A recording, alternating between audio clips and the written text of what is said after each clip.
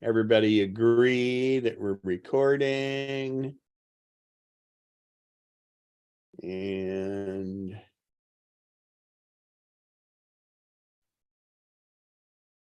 everybody agree? Great. We are live on YouTube. Okay.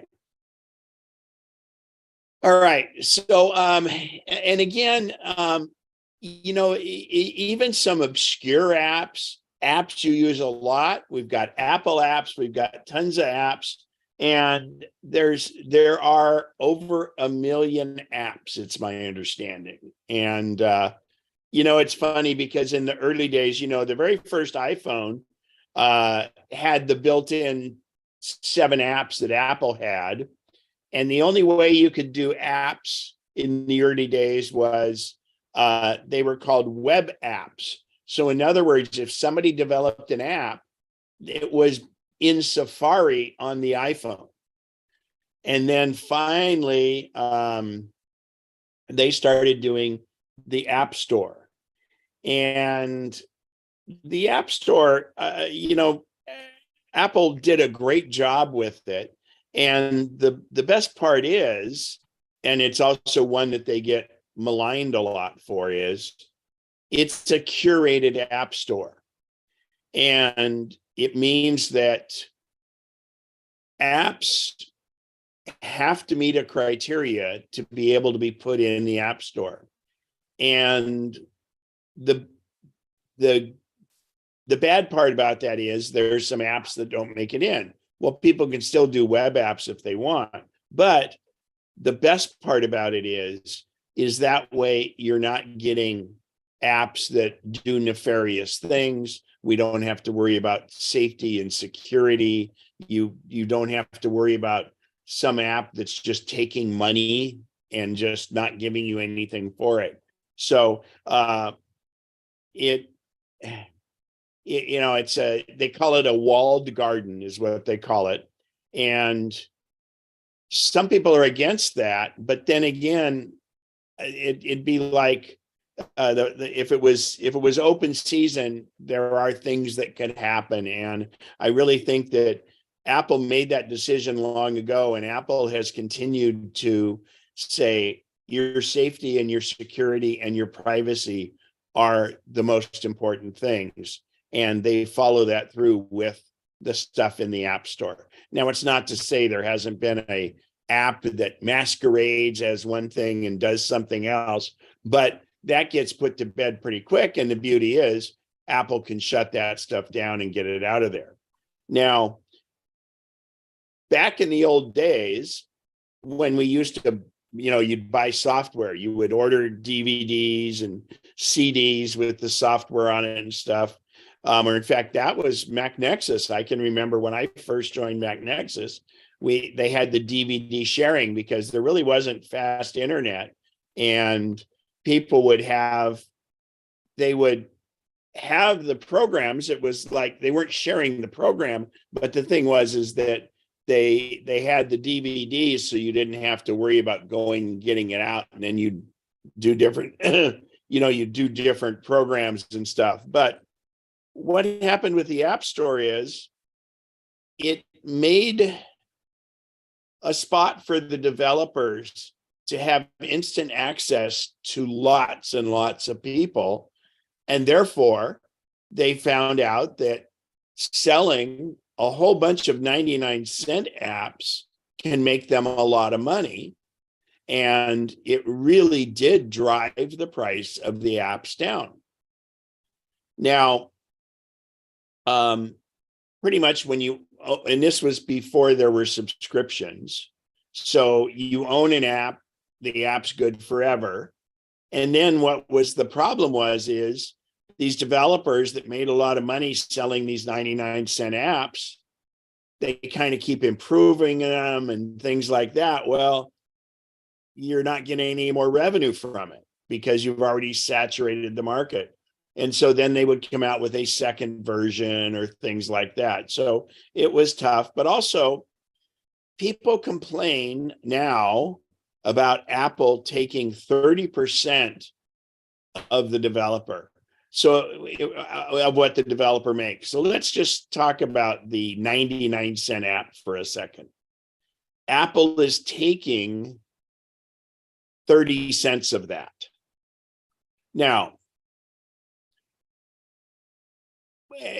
what people don't, and a developer, to sell their app, they used to have to, burn DVDs and market it and do advertising and all that. And they don't have to anymore. So their costs are down, and they saw that. But I think what happens is now Apple's getting, oh my gosh, they're charging too much for the apps and all this. Well, in the early days, the developers looked at it, and the App Store made a lot of developers very wealthy.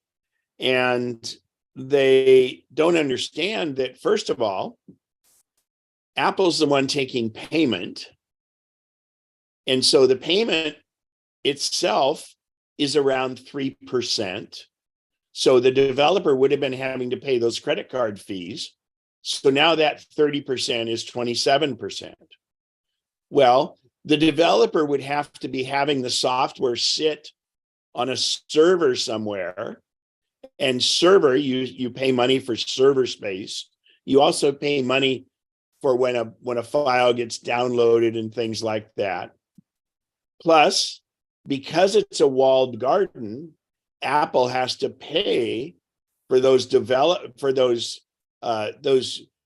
moderators, their curators, to make sure that they check this stuff out. And it's not to check how viable, how good the app is, just to make sure that the app's not masquerading and doing other stuff. So I think it's pretty darn fair. Now, where it gets to be a little bit of a gray area is, for instance, Netflix.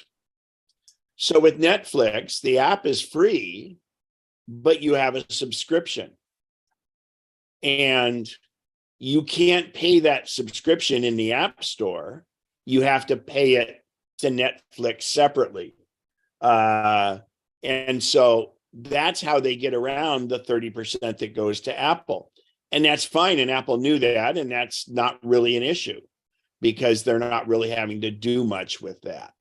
But and then now the newest thing is subscriptions. And I don't like it. I like owning an app. If I've got an app, and I'll pay when a new version of the app comes out, I'll pay for that. But I just don't like ongoing subscriptions, even though some of them are very reasonable. But it seems to be the way people are going. And Apple takes their percentage of that also. But that's why, if you've ever noticed, you can't necessarily, like in Amazon, you can't buy things in the Amazon app as such. It pops you out to Safari, because that way they're not having to pay. And it's not that, it makes it less confusing. Apple, and I'm not sure, but I believe that they have made some considerations these days. And they tried to make it even for everybody, but there are some situations where they're only charging the developers 15% now. So, but I think it's a wonderful ecosystem. And those same things apply to the Mac App Store. And I'm a firm believer that they should have always called it on the Mac App Store. They should call them applications and just call it apps for iOS, because people think back and forth. Now, with the new Apple Silicon, you can run iPhone and iPad apps on your Mac. So there's no differentiation. And as those people that have gone up to Ventura can see, they're making the interface on the Mac much more like the iOS interface. In fact, it's no longer called system preferences. It's now settings, just like it is on iOS. So those things are kind of in flux and changing now. So first and foremost, the App Store is where you get stuff, and it's amazing, and you can search for anything in there, and you'll find many different versions of it. And somebody, you can usually look at how the reviews are. But some wise tech person a long time ago said, what you do is you throw out all the fives and throw out all the ones, and then you get the real meat of the actual ones in there. Now, unlike reviews on Amazon, the reviews in the Apple App Store are usually pretty good, and they're people can't fake those reviews like they can in other sites. So I go by it and look at it, and you can Google it and see what it is. But a lot of the online resources that we link on our website for MacMost, Tidbits, places like that, those are great sources to find out about apps. So, and then of course, the App Store, and many times an app, so I always look at the apps, and when you look at the App Store, it'll say free, or it'll say free with in-app purchases. And then I always go down and look and see if it's a subscription, or if it's a way to, or if you can just pay to get to a higher level on that. And because I don't want to get hooked on an app if it's going to be costly over the long run, I'll look for some alternative to it. But I think what the thing is too is once you get locked into an app and you use it a lot, it's easy to make that determination whether it's of value to you or not. So that's apps, and Apple's built-in apps are good. Sometimes there's better apps out there. I used to use Apple's podcast app all the time, but I found that some sound quality in it doesn't launch the sound enough.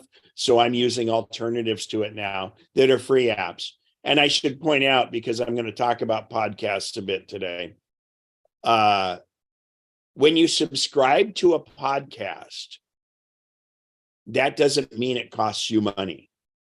Subscribing just says when a new version of the podcast comes out, download it for me. And that way you always have it. And I have my settings so that I always have, no matter what podcast it is, the 10 most recent versions, because it can fill up pretty quick. So before I kind of go into mine, I want to kind of hear from you guys what apps you like, and feel free to raise your hand or just open your mic and give us some ideas of ones that you guys like. And we'll go through, and Al's been putting some good links in there already. Oh, and by the way, so there are also some apps you'll have the app for the iPad is different than the app for the iPhone. And then sometimes you'll see an app that just doesn't look right on the iPad, and it's really an iPhone only app that is just blown up on the iPad, because there are iPad specific apps. Generally speaking, for most apps, you buy, if it's a paid for app or even a download, you get the iPhone app, you also get the iPad app, even if they're slightly different, but they're usually included, and they're no extra fee for that. So who wants to start the ball rolling? Al, go for it. Yeah, Tim and I, Ken and I have talked about this before, but TPE, which stands for the Photographer's Ephemeris, is a great app if you into photographing sunsets, or you're doing a photo shoot and you want to know where you are relative to the sun and the moon. And I use that in conjunction to this other subscription service, and it's called Skyfire. And what it does, it kind of overlays the. I'm gonna pull up TPE in a second here. I'm letting it do a download, but go ahead. Yeah, it overlays current weather information regarding the clouds, and then so you can't really shoot a good sunset or a good sunrise unless there's some kind of clouds in the sky. And then there are some cloud formations better than others. So it overlays that information on your location and the direction of where the sun's rising or setting, or the moon's rising, setting. And I use it all the time. I have because I've subscribed to the Skyfire, I get like a 4-day prediction ahead of me. So it tells me at sunrise or sunset, and it gives me, a numerical value, 0 to 100%. And then what I set up is I set up locations within like a 50-mile radius of where I live. And then so at a glance, I can say, well, on Wednesday might be a good day for me to get up early and go to the American River or something. And so that's and it also has a great down at the bottom, besides that map stuff, down, if you look at the bottom tabs that Ken's showing you, it has this little AR tab. If you take in, you put your camera in a portrait, along the bottom, you can see where the sun is relative to the horizon. And then that center level line is the horizon. So, you can tell, and it also gives you that timeline along the bottom. Like currently it's, he's got it around about 7, where it's going to be at 7 a.m. And then yeah. And it gives you the direction in the sky you're going, that dashboard, of course, the date and your coordinates, your GPS coordinates. So it's pretty feature rich, and you can actually a lot of times if I'm at a particular location and I want to capture the metadata of that spot, I'll put it in that AR mode, and then I'll just I'll do a screen grab of it, and then that just goes to my camera rolls with some of the other pictures and stuff that I've taken already. And as you can see then at the bottom of that screen that Ken's got up, you can see it has different time of moonset, sunrise, moonrise, and it gives you the azimuth. It gives you the time. And even has information on the moon, whether it's a waxing or a waning gibbon, the particular configuration. So I just love it. But you can also, the beauty of this is, so at the top where the date is, I will tap on that, and I'm going to be in Yosemite around the 15th. So if I tap that, now it's changed to the date, but I'll also go in and put in my location, and I'll type in Yosemite.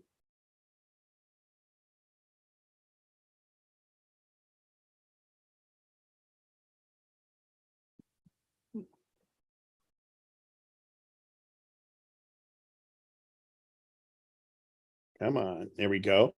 So that's in the park. If you have locations that go ahead, Ken. I'm sorry. That's in the park. And then that date, and then, Horsetail Falls over here. So I can tap that and I can zoom in, and it shows me. So the yellow is sunrise, the orange is sunset, the lighter gray blue on the right is moonrise, and the darker blue is moonset. Go ahead, Al. I was just going to say that obviously, if you have locations that you you go to frequently, you can just drop a pin in it, and then just tap that location, and it'll save it as a favorites location, and so you can get at the information quickly. And again, this is called the Photographer's Ephemeris, and you can see the little logo up there, or TPE. There's another popular one that photographers use called Photo Pills, and it's similar, but I like TPE better, and I have them both. But and yeah, I mean, it's not like one's going to give you different data than the other one. But yeah, and there's enhancements too for the cloud cover and stuff, because that's a big deal. But what I'll do is, like, for instance, when I was in Buenos Aires recently, I found where my hotel, before I went there, I found where my hotel was, and I immediately went on the dates I was going to be there and looked at and saw which way the sun was going to be. And I started looking around. I always look for hotels that I stay at to see if they have possibly access to the roof, because it's wonderful to get, if you're on a 8-story building, you get up there and you can get roof access a lot of times. So it's very, very, very good. This was super useful when I was traveling for the eclipse. So TPE is fantastic. Go ahead, Al. You've got more. No, I think we've covered quite a bit of it. There's again, there's this other accompanying product called Skyfire that also I'm not sure if you have that, but and I have no way of showing it on my phone. Yeah, see up there it says enable Skyfire. It's a subscription deal, but I think there's a trial version that you can check out, and depending on what tier, yeah, there you go, it's 30-day trial. And I may have already done it. Let's yeah, see yeah, here. you probably have it. But QuickNick Apps is the maker of the app, and if you're into photography and you there's also an online version of this that you can get at, and Yeah, it has some it's other pretty comprehensive. yeah that is can't say enough about it. I look at it every day, sometimes multiple times a day, and it's really, really helpful. 100% recommend it if you're a photographer. So the house I live in, before I bought the house, in fact, the first thing I did when I got to the house, when I was looking at it, I passed the kitchen, I passed the garage, I went to the backyard, and I fired up TPE and determined where the sun would set in my backyard. And it was great. Yeah. It's very important. Yeah. So, yeah. good deal. Dennis, do you have a question or another app? One of the apps that I like is called Google Lens. Absolutely. And it allows you to aim your phone at an object or a building. Say you're in a strange city and you wonder what that building is. It'll tell you exactly what the building is. Yeah, and It it's works. actually it's now part of the Google search. So what I'm trying to think is if I can bring up let's see if I can bring up a picture of let's see, a myrtle tree. Let's see. No, camphor.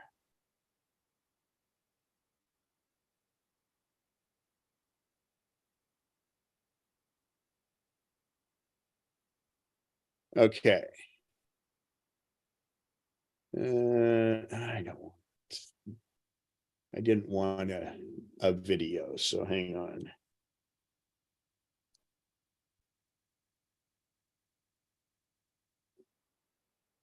Okay, so here is, we'll try this. I didn't do this beforehand.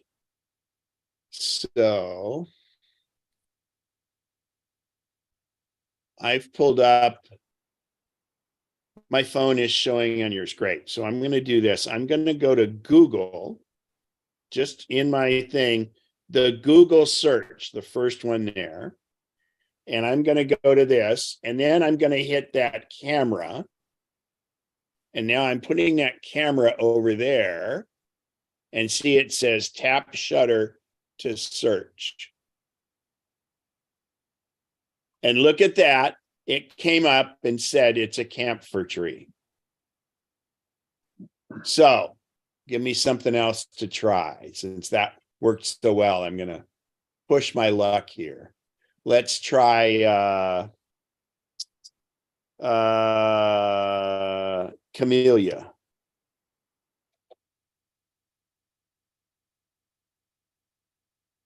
Okay, so here's a camellia. So I'll go back here. And again, I go to Google and the search, and then press the button, and it's A Camellia Jabanka wiki is where you could go. Let's try, somebody give me something else to try. Oh, actually, let's do the car. Let's see, 56 Chevrolet.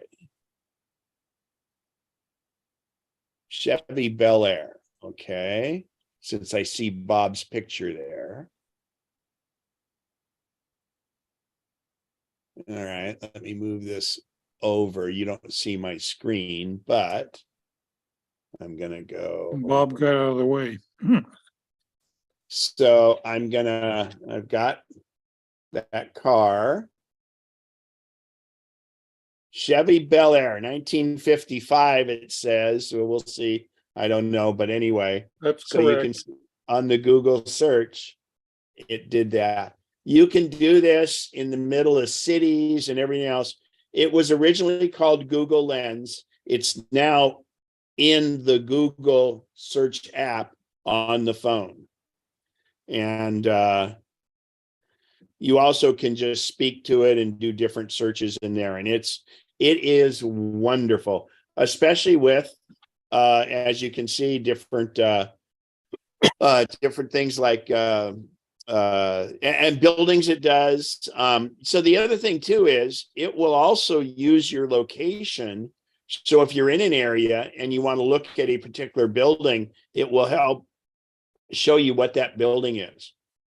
In that same note, I'm going to show up one of mine that I like because it's kind of along the same line, and it's called Peak Scanner. And Peak Scanner takes and uses artificial reality, or augmented reality. So that's out my back window, but I'm going to increase the search up. So what happens is you can see right there is a mountain in that direction, and it's Barney Mountain. It's 17 miles away, and it's lower. So I can rotate around. That's looking towards the coast. So if you're in an area, let me try do it towards the Sutter Buttes. Yeah, so there's the Sutter Buttes are near me, and it shows it's 38 miles away. It's 1,827 feet high, and it's 1,500 feet higher than me. So Peak Scanner. So that's a great one. All right. Any others? Go right ahead. If I have them, I'll bring them up. We'll just go around the list here on mine. I mean, the Photos app, we've had long things on them. The Stocks app, if you guys follow stocks, we'll do it really quickly. What you do there is you go up into the upper right where the ellipsis is, you press that, and you can edit the watch list. In other words, you can add different stock tickers on there, things like that. And when you're in the stocks, you can Apple, even though they were down a bit, they've done pretty well. You tap the thing, it shows you the market value of the company, the percentage, and the dollars. And then if you tap the stock, it brings up information about it. So Barbara Moore, go for it. Yeah, I actually have a question, and that is, what weather apps do people like? I haven't had a lot of luck finding a good weather app, so I've kind of reverted just to the one on the my phone. But maybe people have better weather apps. Well, that's a bad subject. Okay.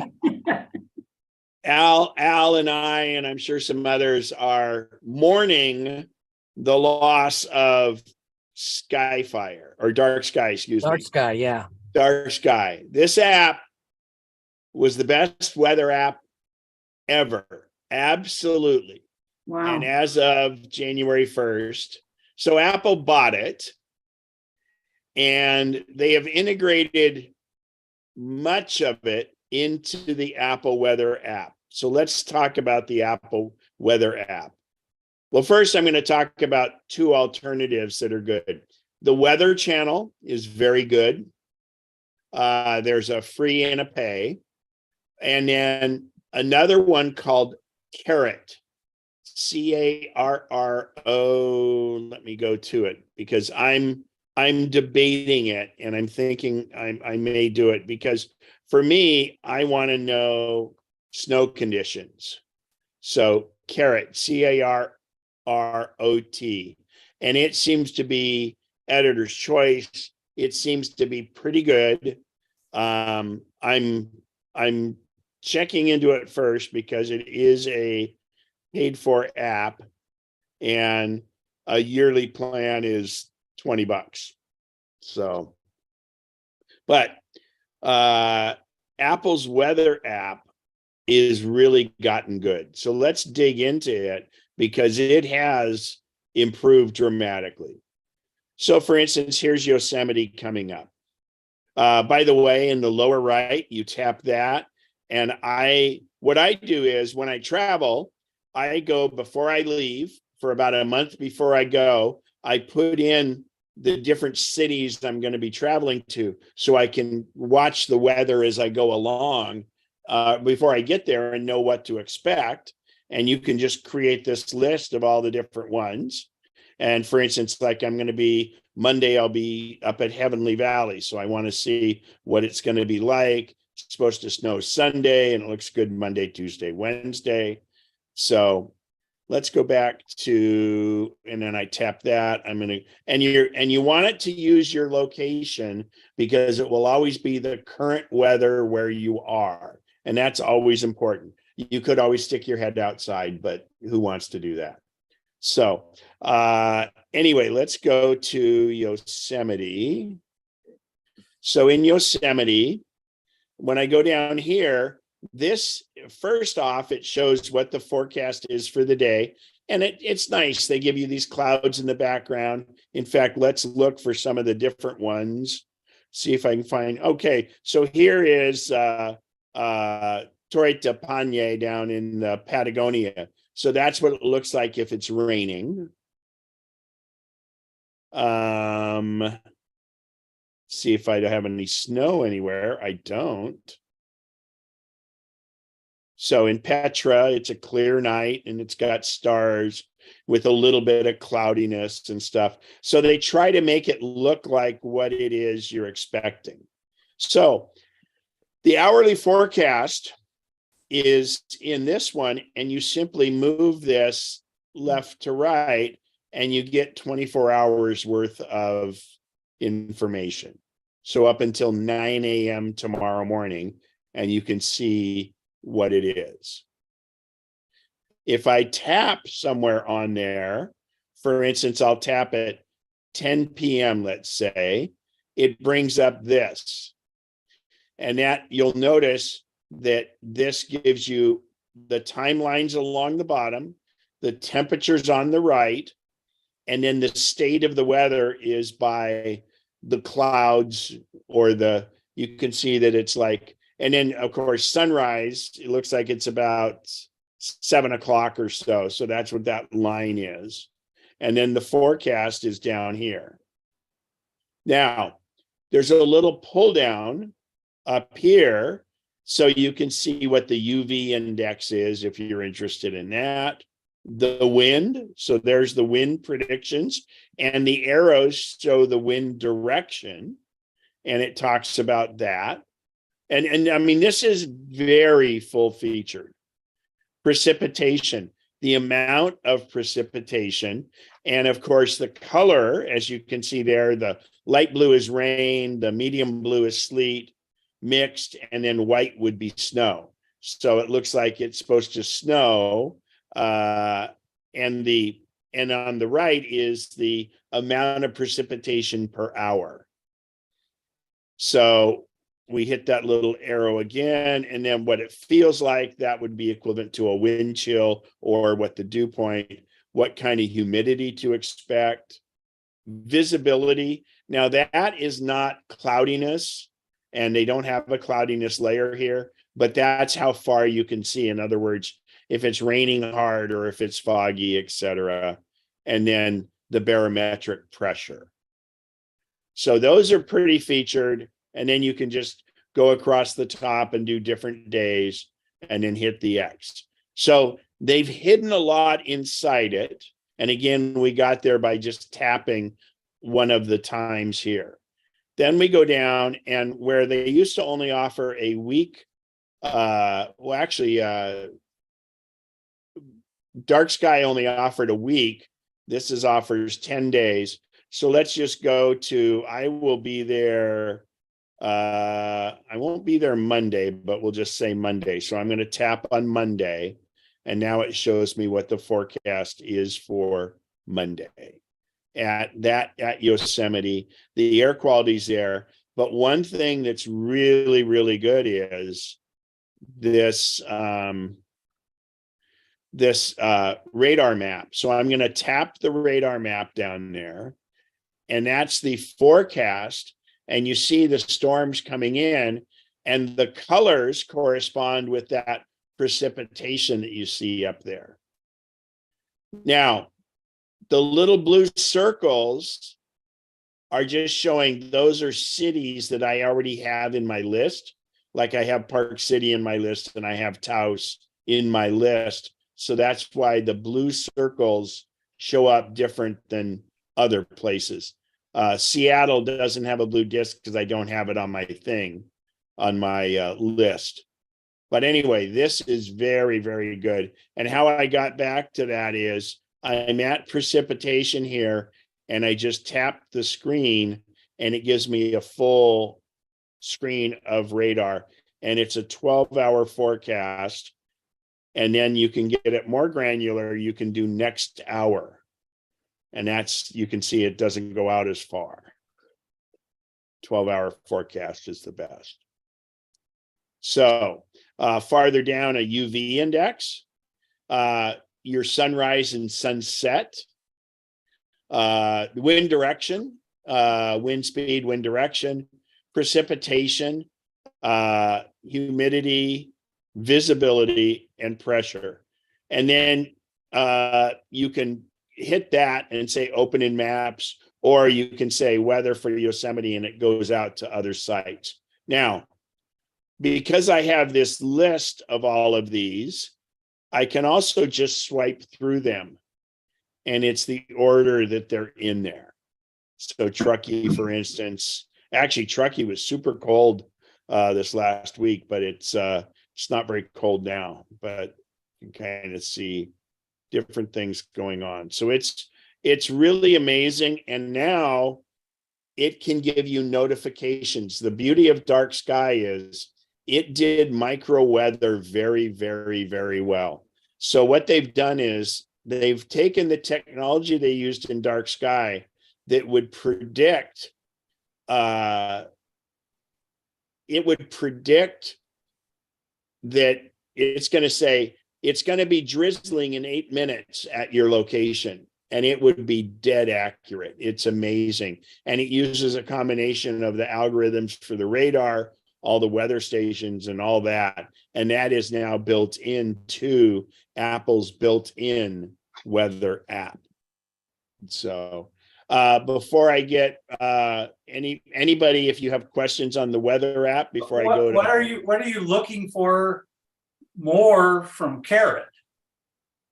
I don't, well, so what I had in Dark Sky is I could go and like for Heavenly Valley, it would show me the prediction for how many inches of snow it was going to get. It would give me cloud cover, which is important for photography. It would give me the wind, hourly predicted wind gusts and regular winds. It was very granular. It was, and I don't think Carrot offers all of that, but it offers more than this. This is fantastic and improved a lot, but I'm pretty spoiled because Dark Sky was, it did 3 times as much as this. So that's a great question, though. Was that you, Roy?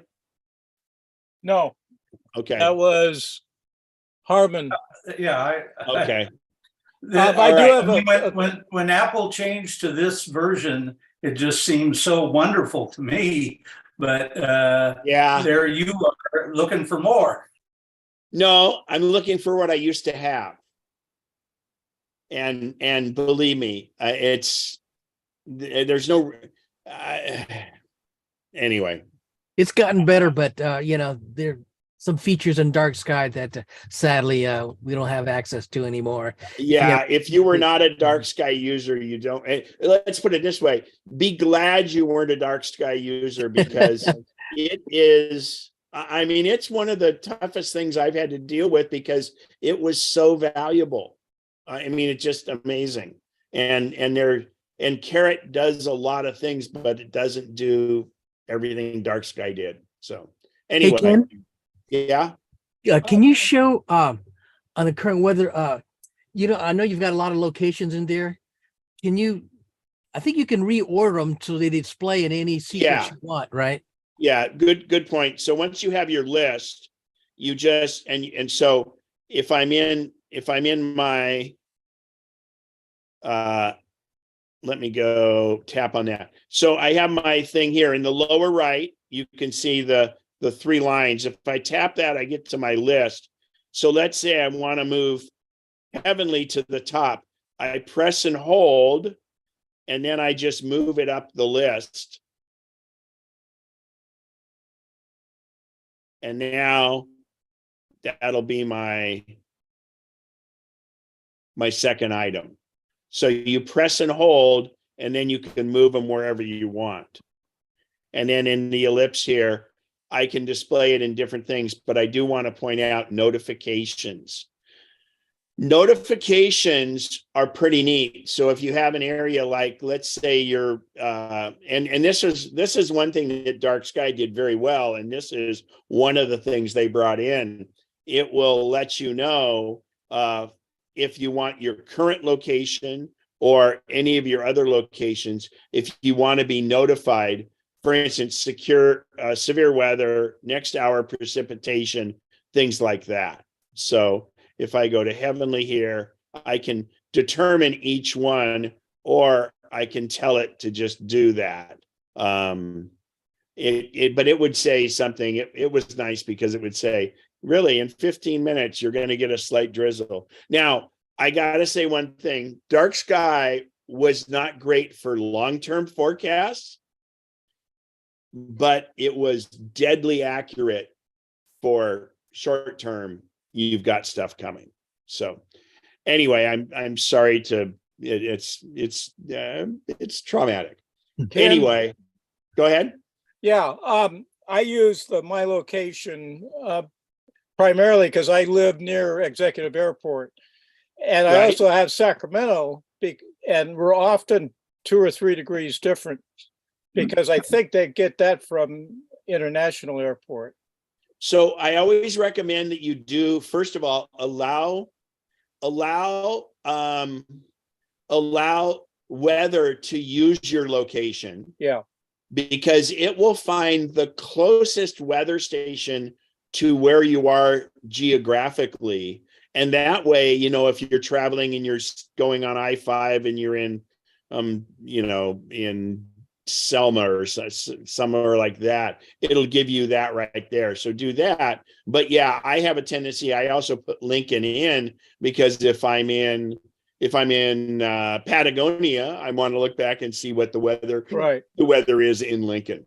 It surprised me though. Apple Store is not in Sacramento; it's in an Arden Arcade, according to Apple. Well, that's an area, and that's if you look at the old maps. Those are kind of areas. Yeah. And but again, I do have a question. That's the weather station giving that information. Yeah. Vicky and I have the same settings, and we're often a couple degrees different. Yeah, I don't know why. And again, I think there's some latency, but I think it's also it may be clicked to another one, and it's because there are more weather stations around than you can imagine. There are Huh. lots of different reporting facilities, which is how it gets all these very small micro adjustments. Okay, I didn't know that. Thanks. Yeah. All right, Dennis, go for it. Yeah, I use one called Weather Underground, and one thing I like about it is that you can get historical weather. If you want to know what the weather was on a date 2 years ago, Yep. it will give you that information. Weather Underground is fantastic, and in fact, you can even get it so you can get an alert on your phone with it and stuff. It's quite good. Weather Underground is very good. So it really boils down to Weather Channel, Weather Underground, the Weather app, and Carrot. And Carrot gets great reviews. So I'm still looking at it. I think I'm still in denial. This is what it is. You can't Ken, we since we're talking about you traveling in the mountains and stuff, we should probably talk about the California Road Report app that reports. Absolutely. And that's one of the ones. Before I do that, though, I want to point out something on my phone that I have here, an app called Sol, SOL. And I have this app because it will tell me, I can set an alert to let me know X amount of time before sunrise and X amount of time before sunset. No matter where I am, I let it use my GPS location. So many times I'll be in an area and, oh, hey, sunset's in 35 minutes. So I know that I want to go look, see if it's going to be a decent sunset, and then go from there. So it's a very, very useful app.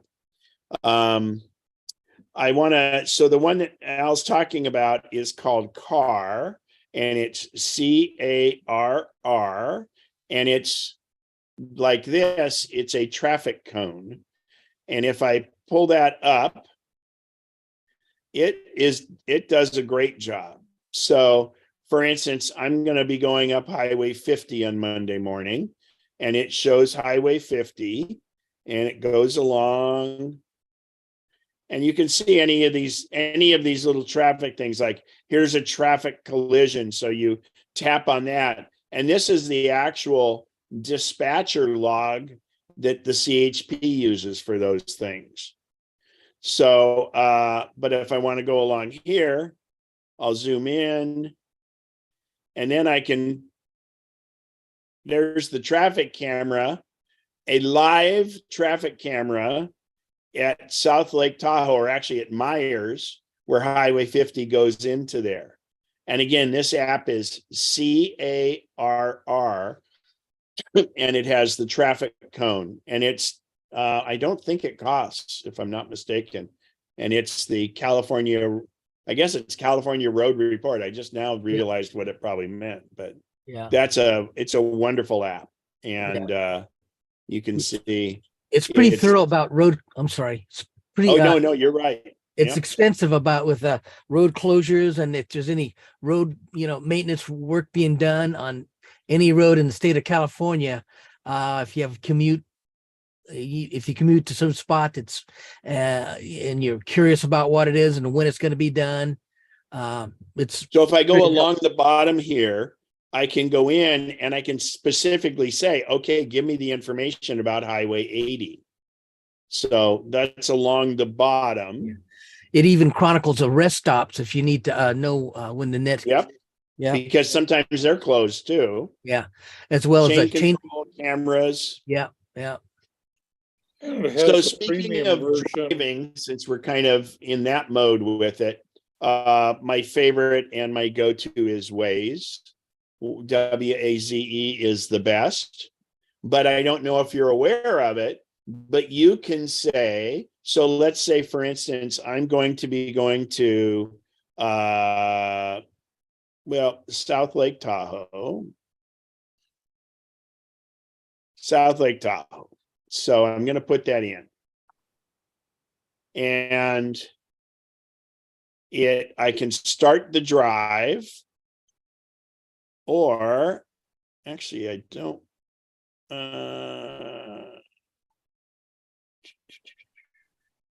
want to start the drive.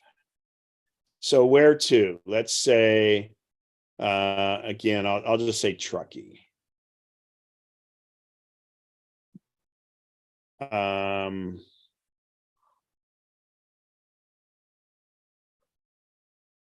why isn't it letting me do it? So I'll hit start drive, but then, oh, here we go. So now when I put it in, it shows me what the traffic is and everything, but I can say, oh, I'm not leaving today. I'm going to leave Monday, and I can either set it to arrive by or leave by. But let's say I want to arrive by 10 a.m. It will show you what time you need to leave based on historical traffic. Let's close this out and let's do SFO. Let's do San Francisco Airport. SFO. Okay. So it's calculating that. And this is where you'll really see the difference between when we want to go. So it shows you there's 6 police reported a hazard, says there's a toll and things like that. So I'm going to start drive. Now I'm going to tap here and I'm going to come up and I'm going to hit the little arrow and say, let's do this on Tuesday. And I want to arrive. So if you look at this, see the red stuff on the right-hand side, that's how long historically it would take you to get there. You'll notice traffic is less during the middle of the day. And then now the traffic should increase a little bit later in the day. So it's a really good, now obviously, and this has taken years of history, and it says, okay, if I need to be there at 9:30, it's 2 hours and 36 minutes. I have to leave by 6:54. So that's Waze, and that's the leave later thing, and that works wonderfully. Let's just look if Monday is any different. Monday, yeah, it drops off a little sooner and stuff. So that's Waze, WAZE. And by the way,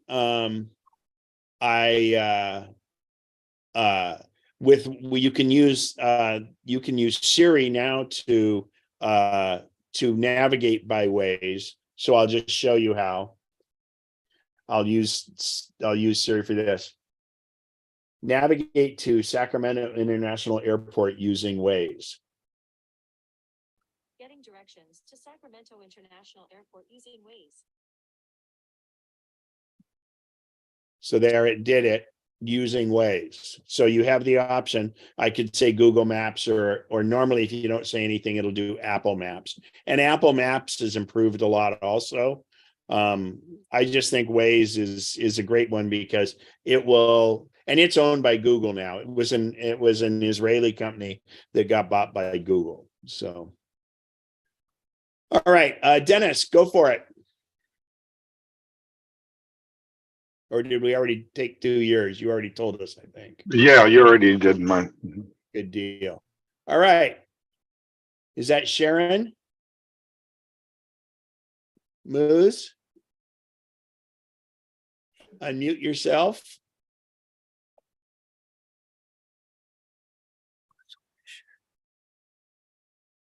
Okay, we can come back to you. Bev?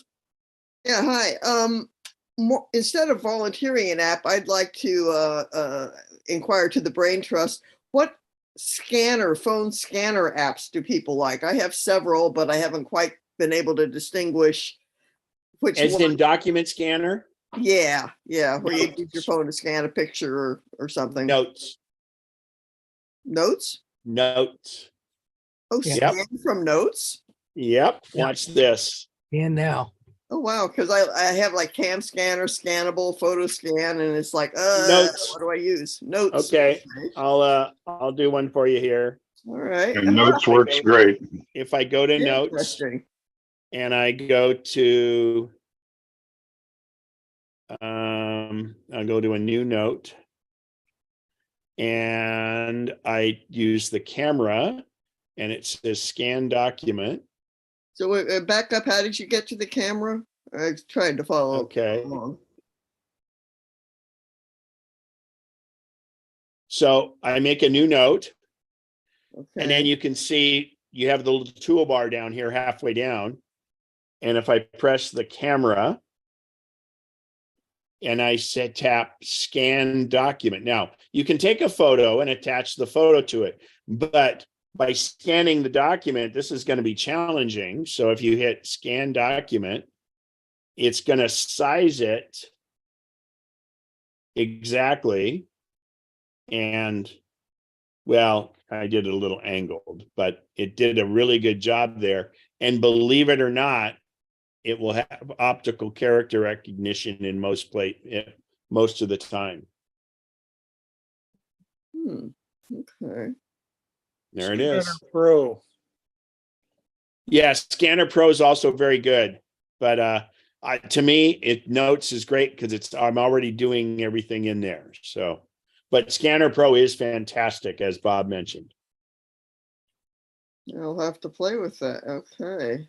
And it really and most of them now will do the optical character recognition, so there's no reason to have a scanner.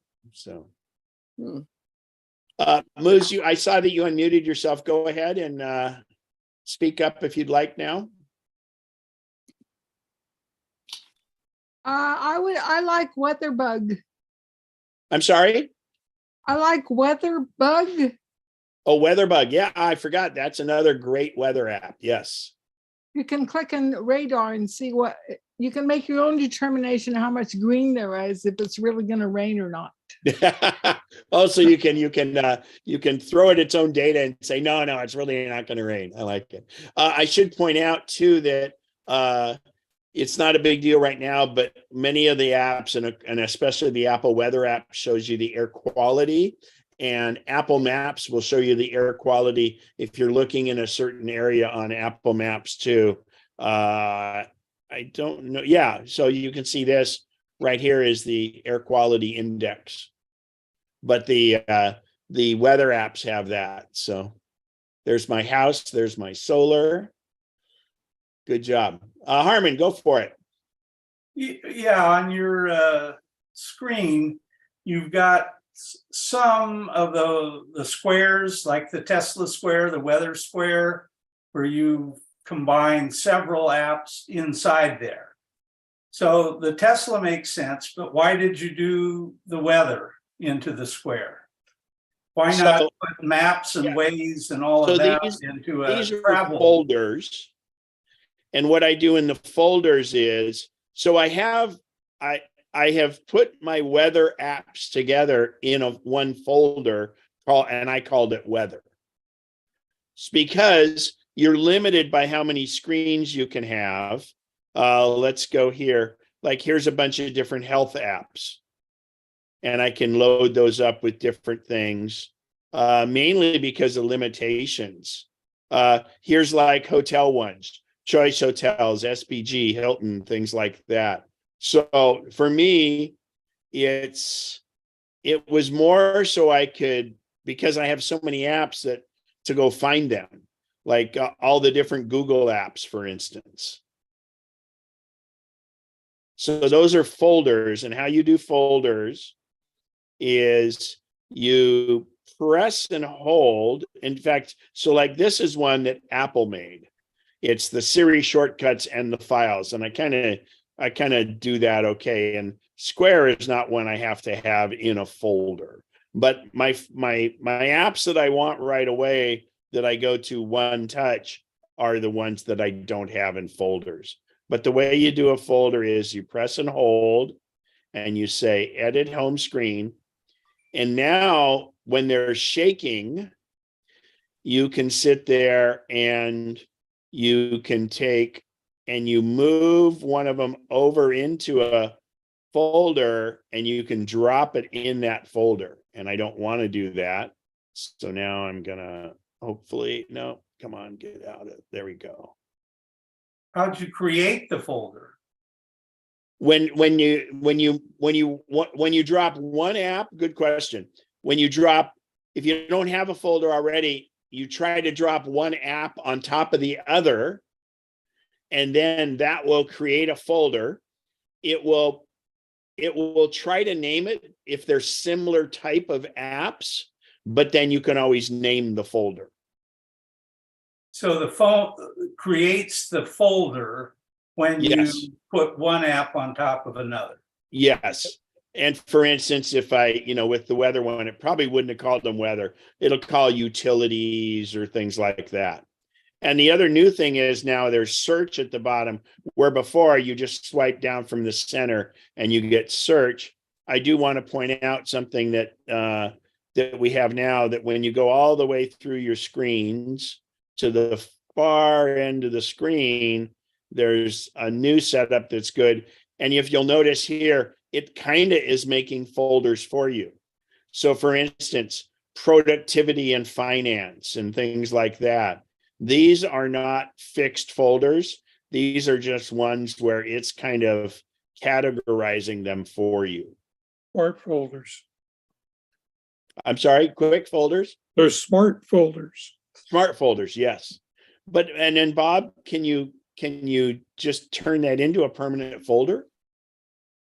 I don't think you can. They're just kind of there, right? I don't think you have any control over this. Right. Other thing I'll point out while you're there, take a look at, let's say, the productivity and finance. If you tap on any of the big icons, like the square or the zoom, you're going to go directly to that app. Right. If you press on the collection in the lower right, then you'll get the whole folder to open. And see, it's doing productivity and finance, thinking that, and it did a pretty good job. I saw one. Oh, I get it. It's the Fox Business is there because it's a bit, it's a financial site. Well, yeah, I guess it calls Gmail productivity. So, yeah, that's great. So, and those are that's where you swipe all the way to the far, swipe from right to left, and these are at the very end. And then if I want to get back to my main home screen, I just swipe up from the bottom once, and then again, and it takes me to my original home screen. And there are ways you can do other things on this home screen to have different widgets here and stuff. I just don't choose to have widgets on mine. So. Ken? Yes. Yeah, for travel, I've always used SigAlert because I found it to be better than Waze. Waze gave me false stuff when I was in Southern California going to San Diego. But looking at what you showed us with this future travel, like I've got it set for tomorrow because we're going to San Francisco. And I just have a question. I can set it for the time that I want to get there. It tells me what time to leave. Then there's that red thing on the right side. Is that the current time? The time that at let me 11 pull it o'clock, up. or the time I'm to leave at 9 Let me pull it o'clock? up here. So you during tomorrow, right? Yeah. Arrive by when? Let's say 11.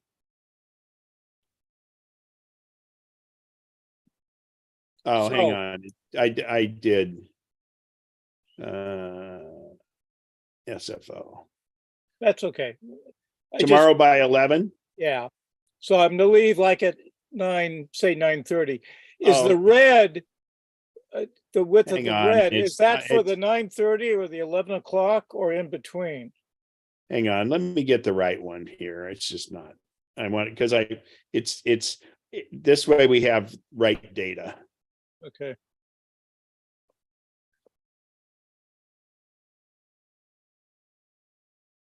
It was taking me from my house to my house, and Oh. the traffic wasn't that bad. Traffic was It's an awful. hour and a half sound pretty optimistic. Yeah, well, that's now. So hang on. Which app is this? This is Waze, Oh, Waze. Okay. and I'm gonna say tomorrow. and arrived by 11, was it? Yeah. Okay. So it says an hour and 53. So when we do this, the one on the right-hand side is it's increasing the length of time to get there.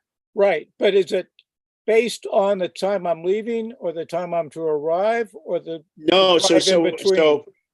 Okay, it's based on you're arriving by, Okay. and then it just shows you that if you want to arrive by 6:15 p.m., your drive is 2 hours and 16 minutes. Yeah. It is based on your arrival time. You Okay. used to be able to do it by departure time. I mean, departure time is what you're going to do if you don't set it. You can say depart at, but realistically, what most people are worried about is what their arrival time is. Oh, and this is you're doing it tomorrow. I was going, how come it's so light? Well, it's because it's Sunday morning. Yeah. Yeah. My wife wants to leave at 9. I want to leave at 7. So this will help. Well, TSA, are you doing international or domestic? We're actually going to a church. It's by the shopping center Yeah. Okay. on 19th Avenue. So Okay, thanks. That was a feature I was unaware of. yeah, and for me, Waze does, and the other thing is Waze is very, very good. I can remember I was over by Lawrence Livermore Labs over there by Livermore, and I remember going along one time and it says traffic is stopped a quarter mile ahead, and actually it was about an 1/8 mile ahead, but it lets you know about things like that. It'll tell you if there's a policeman. It'll tell you if there's road debris. I just love it. In my car, I use the nav in my car all the time, but I have Waze right up there just for that kind of stuff. And what's interesting is the Tesla uses Google Maps. It's a combination of Google Maps and Tesla Maps for the navigation. But it and Waze both are so close, even though they're using different data. And yeah, Google Maps is integrating some of the Waze features into the maps. And I should point out now too that Google Maps is also putting in charging stations now too. So, all right. Anybody else have any good ones? Al, you got any more that we can do? I have some. We've of course on the affinity photo is always pretty helpful. Yeah. Let me see here. I'm looking at some of the things that were mentioned here before. Some of the flight radar 24 was mentioned. Yeah, let me pull that up. Flight Aware, Flight Radar 24. So this is fantastic. So we'll zoom out a little bit. That's the current planes that are overhead. And this is pretty interesting too. Like when they're doing the firefighting stuff, if you just like Yosemite, planes always go by Yosemite. So if I tap on that plane, that's United Airlines from Washington, D.C. to San Francisco. Its current altitude, its ground speed, its tail number, all of that stuff. And what I find amazing is if you look, even the icon of the plane. So this is a 777. So that's two motor. Here's one that has the three. I think it has the 3 engines. And let's see this guy right here. That's F900. Oh, I don't know what that is. That's probably and look at the rotor wing. So those are a bunch of helicopters. So Ken, all of this information is available to the Chinese balloon? The Chinese balloon doesn't need it. They're getting this information from the Chinese balloon. Yeah, I wonder. Oh, let's see if we can track the Chinese balloon. I'm sure somebody's doing it, but this is this is the all this information is public record. And what am I doing? Come on, get out of this. Okay. Anyway, so flight radar. Another good was flight stats. Flight aware.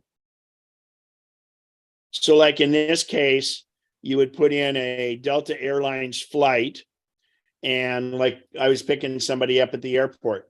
So it shows you that flight. Let's see, scheduled in 6 hours, 31 hours. This arrived.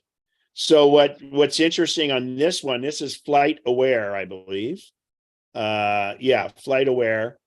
Let's go find another one. Southwest. Okay. Arrive. But this one is nice because this one's okay. So there it is there. And it shows under more detail. So there would be the flight. It shows you more details.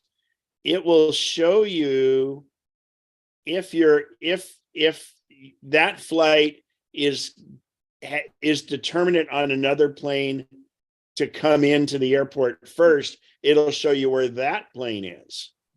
So it's very helpful because many times you won't know why the plane isn't at the airport yet and different things like that. But that's flight aware, and I really like that one. So, and they're free. Oh, and for flying though, this is the bomb. Seat Guru. Seat Guru is, we're just going to do, let's see what that was. Delta. Let's go back. We got a DAL 682 airline Delta 682. Find the seat map. So it's a 737. It shows you the seat map. And what it actually does, it says, okay, this yellow seat, it's got something with it that you might not like. So I tapped on it, standard first class seat that maybe have restricted leg room due to the bulkhead. That's why it's a yellow seat. Then you can go down, and here's a red seat. For some reason, this one's red. It's missing a window, I'll bet. Yep, sure enough, missing a window. So these down here, like this is the kind of thing that's awesome when you can find this out. Like this seat here, it's a standard economy seat, but it's got extra leg room because there's no seat in front of it. So Seat Guru is wonderful. And it warns you on these, like the red ones here. They don't recline and they're close to the lavatory. And then this one is probably because it's, what's the warning here? Yeah, I don't know what it is. It's probably just narrow. It shows you if it's got power outlets and all that other stuff. So Seat Guru, I prefer to use Seat Guru just in the regular browser on a computer. But, and this is the other thing is, so now seat specs. So this is the important part, is the pitch. The pitch of the seat is basically, that's how much leg room you have or don't have. And so 30 to 31 is kind of standard small. Then the Comfort Plus, it's 34 inches. And then up in first class, it's 37 inches. So that's, 6 or 7 inches more room for your knees, which when you think about it, it's quite a bit. So, and then the width of the seat is pretty standard on that, but up in first class, because they're only too wide, do that. And then there's usually some dialogue information about different seats and things like that. So I really, really recommend that if you're on a flight where you can pick your seats. The other thing is, there's a tendency now where you can spend like 30 extra bucks for a certain seat versus another one. You can really see how that affects it with Seat Guru. So, and you know what's funny is it does, Seat Guru does do flight status now. It didn't used to. I think Seat Guru got bought by TripAdvisor, if I'm not mistaken. So let's go through reminders app. You guys, there's been some, I'll do a whole reminders thing at some point. Let's see. Tesla apps. I know we have more and more Tesla users. I highly recommend Tesla Remote and the Stats app. The Stats app is fantastic. I can use it to open my trunk. Here's the Plug Share app, so you can see where other ones are. But the most incredible app for any electric car owner is ABRP, a better route planner. So a better route planner is the go-to. So for instance, let's say I'm going to Yosemite. And I'm going to Yosemite View Lodge. It actually went into my calendar. So I went from my position to there. You can choose what car you've got. And then I'm just going to say there, and it will calculate the route and say, okay, I need to stop in Merced. For how long? +1. Yeah. Oh no, I don't need to stop in Merced, it looks like. So I just go straight there. And oh, I take that back. It does say, well, I'm going to add a waypoint, and I'm going to say, not Merced. I'm going to go, and this is Yosemite View Lodge. So now I've got a round trip from home to Yosemite View Lodge, back to home. It'll calculate the route. And it will show you not just Tesla chargers, it'll show you Electrify America or any of the others that you need to do, and how long you need to stop and things like that.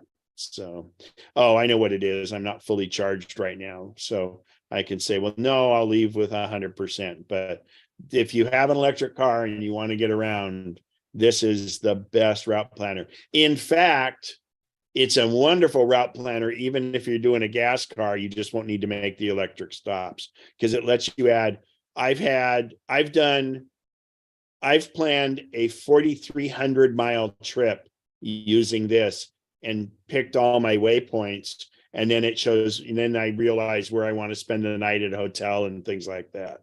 So a better route planner. iHeartRadio. All right. I'm going to talk about podcasts. If you're not using podcasts, I encourage you to, because podcasts you can determine what you want to listen to, and you can listen to it at any time. I always put my earbuds in my ear. I'm at Home Depot, wherever I am. If I have extra time, if I'm in the car, I'm always listening to podcasts. And I'm going to recommend one podcast that it's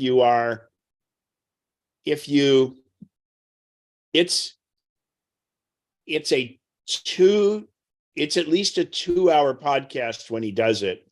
And it gets into very, very deep things. And I'm going to pull up his podcast. It's Lex Fridman, and it is deep thinking like you can't imagine.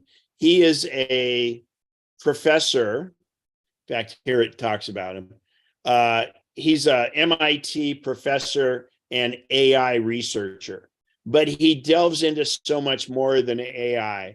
He is so bright, and he's so well read that it's your mind, it's amazing the amount of information. So here wow, now that's a long one. So episode 356 is a 5-hour and 21-minute podcast, and it's Tim Dodd about SpaceX and the future of space and all that. Alien civilizations. I mean, just it's very, very esoteric things. This guy, Roger Gracie, who's like the premier jujitsu guy. One I got hooked on was episode 340 here was Chris Tarbell, and he's the FBI agent that took down the Silk Road. The Silk Road was all this, these hackers that were getting Bitcoin, they were shutting down governments, they were doing all that. And Chris Tarbell has now done, he does his own podcast with one of the guys, the guy Hector Monsignor, who was the hacker who he took down. And when he arrested him, he had a chance to say, well, you can do 125 years in prison, or you can help us cure the hacking problems. And this guy now is he did a small amount of time, but these guys became best friends. Here it was, he was there to arrest him. They became best friends. They do the podcast, and I found that out from this. But just amazing. The amount of stuff you go. Tony Fadell. Here's one with Tony Fadell, the guy who developed the original iPod and the Nest. It just, the things in there are just amazing. And I'll tell you though, because time is valuable and I want to be able to do more podcasts, I listen to my podcasts usually at 1.5 speed, because at 1.5 speed, I can usually make out what they're saying, but I can get more in that way. So that podcast and my other go-to podcast is Clark Howard. The Clark Howard podcast is wonderful. And you can listen to him at 2x speed because he's a slow talker. And probably one of the funniest, nicest podcasts anywhere too is Mike Rowe, The Way I Heard It. And good old Mike Rowe from Dirty Jobs. That guy is hilarious. And you want to go back, way back into his podcast, because he pretty much goes through the book that he did and things like that. And he's just a hoot, just an absolute hoot. So I use this app called Overcast, but I would recommend just doing Apple's podcast. And I'm going to show you how to go to Apple's podcast. You just hit the search button like this, and I can say Mike Rowe, and then you tap on that, and then you can see The Way I Heard It. It's there. There's Joe Rogan. I don't really listen to him. I'll listen to a few things on his. Adam Carolla has a very interesting podcast. But what you'll find is kind of like that one that I found, the Chris Tarbell guy, the FBI guy. They have this podcast, and it's called the Hacker and the Fed is what they call their podcast. And it was an offshoot of listening to that other. So I'll tell you, it's so nice to always be learning something. And I learn a ton from these things. So that being said, my favorite travel app is Gypsy Guide. So Gypsy Guide, I'll use this when I'm in Yosemite here next week or week after next. And the Gypsy Guide is a guy that gets on and he will talk to you. And let's go to Yosemite here. So I've already purchased Yosemite, and I purchased most of these others, but they're in bundles. So you can buy like Glacier National Park and Road to the Sun, Arches and Nationals. Those were all purchased into big groups. But if we go to his thing, I'm going to browse the tour. And so the beauty of this is you don't have to have a cell connection. You download the app, And then as you're driving, it knows your GPS. And as you're going along, let's go into the valley floor and let's see what happens here. So hopefully you guys will be able to hear this.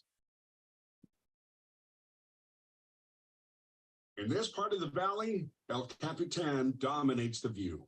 To say that its 3,000-foot cliff face is a rock climber's mecca is a bit of an understatement. There are 100 or so established routes to climb El Cap's face, and most climbers will take multiple days. This means sleeping in a special tent that attaches to the rock face and hangs in suspension. It's called a bivy sack or a bivy shelter for the tent. I can't say that I'd get a good night's sleep in a place like that. It's addictive to try and spot climbers on the face. The best place to do that is to take the next left onto El Cap Bridge. Also take that next left if we're trying to get to Tioga Road, Big Oak Flat, or El Portal without going all the way around. For everything else, just stay straight. So you'll notice this is red arrows going that direction because it's one way around the valley floor. But if it's a two-way road, it knows which way you're going and it will give you the appropriate directions for what it is. So let's say I know that like you go from in Yosemite, when you go from way up top, up in the Tioga Pass area, and you're going along there, then you're going through areas where there's no scenery to speak of. He'll sit there and talk to you about the geology or the history of the Native Americans that were there and things like that. So Gypsy Guide is a paid for app. It's amazing. For instance, when I was up and did Glacier National Park, we did the Road to the Sun. Well, the first day we were there, we went all the way around using the Gypsy Guide app, and we made notes of where we wanted to come back to. So we just did the whole loop, listening to what he said, and then we determined where we wanted to come back to after that. So it is absolutely fantastic. Called Gypsy Guide, and you order particular trips and download them, and you can play it through your Bluetooth in your car. So you're going along and boom, it'll just pop up and start telling you stuff. So Mary, go ahead. You got a question or an app? Mary W. Had to unmute, sorry. Yeah, Hoopla. I don't know if you're familiar with it, but it's affiliated with libraries. If you have a library card, you can get Hoopla, which will give you the ability to check out audiobooks and regular books that you can read on your Kindle or your iPad for free. Yep. Hoopla. It used to be Overdrive is what it was called and things like that, but now it's Hoopla. And Libby is the other one. And those are wonderful. And it's just like checking out a regular book. So you have it for a certain amount of time because they have limited copies and things like that. And books on tape, quote, books on tape are so great. And the audiobooks on there, you can also listen to it 1.5 times if you would like. Yeah, most of the ones they do 1.5, and a lot of times it depends on the reader. There's one podcast where the guy speaks so fast that even at regular speed, he's too fast. So you've got to kind of adjust with how it is. And I find that if someone is talking too slow, my mind tends a tendency to drift. So I'm better off if it's faster because I have a tendency to concentrate a little more. So absolutely. And another podcast is Mobituaries. Mobituary, huh? Yeah, by Mo Rocca. Yeah. And he has an interesting take on the death of, and it's not always a person. It could be, trailer travel or something. That's it. Mm-hmm. There's so many podcasts out there, and you just got to go and find them, and then you'll get hooked on them, and it's really amazing. And you know, there's everything from political to about cars to about, you know, embroidery. It just, you know, and the best thing is you can do it when you want to do it. It's not a live stream, so to speak.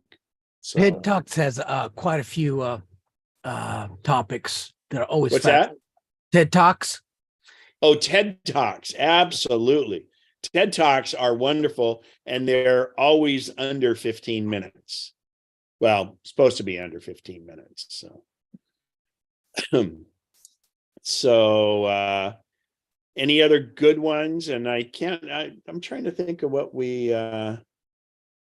so Al did a link for the 16 best podcasts, which is good. And you know, you can always ask people too, because everybody has different ones.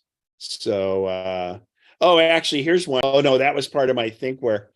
I years ago thought that before dash cams were real popular, that I was gonna get rich by making the iPhone into a dash cam for the car. And luckily somebody did it, but it's kind of a waste of one. But I've done that before. I have a mount, like when we went through Zion, I mounted my phone, always go horizontal because you know, the picture should always be that way for video, but I just mounted it right at looking out the front window of the car, and I've got it going all the way through all the way through Zion. So Bev, go ahead. Unmute. I was just on another app. I've mentioned it before, but I like Paprika, and I went and it was on sale at one Christmas time, and I use it not only for a recipe, but like I was in the store and I thought, oh, wait a minute, I'm going to make such and such a item, and I was able to pull the recipe up in the store and get the ingredients I needed. So that's so I have it on both my phone and Paprika. Yep. Paprika and Epicurious. And with Paprika, I've been successfully able to go in and search one. And so instead of, I can just go find it, download it straight into Paprika. It gets rid of the ads and cleans up the format for the recipe in digital form. Fantastic. Gas Buddy, you know, that's one I've got here, had for a long time. Gas Buddy will show you gas prices. Actually, Waze is doing that now too. You can get gas pricing from that. Oh, let's see. So Ken, why are you interested in gas prices? I'm not. I still have it.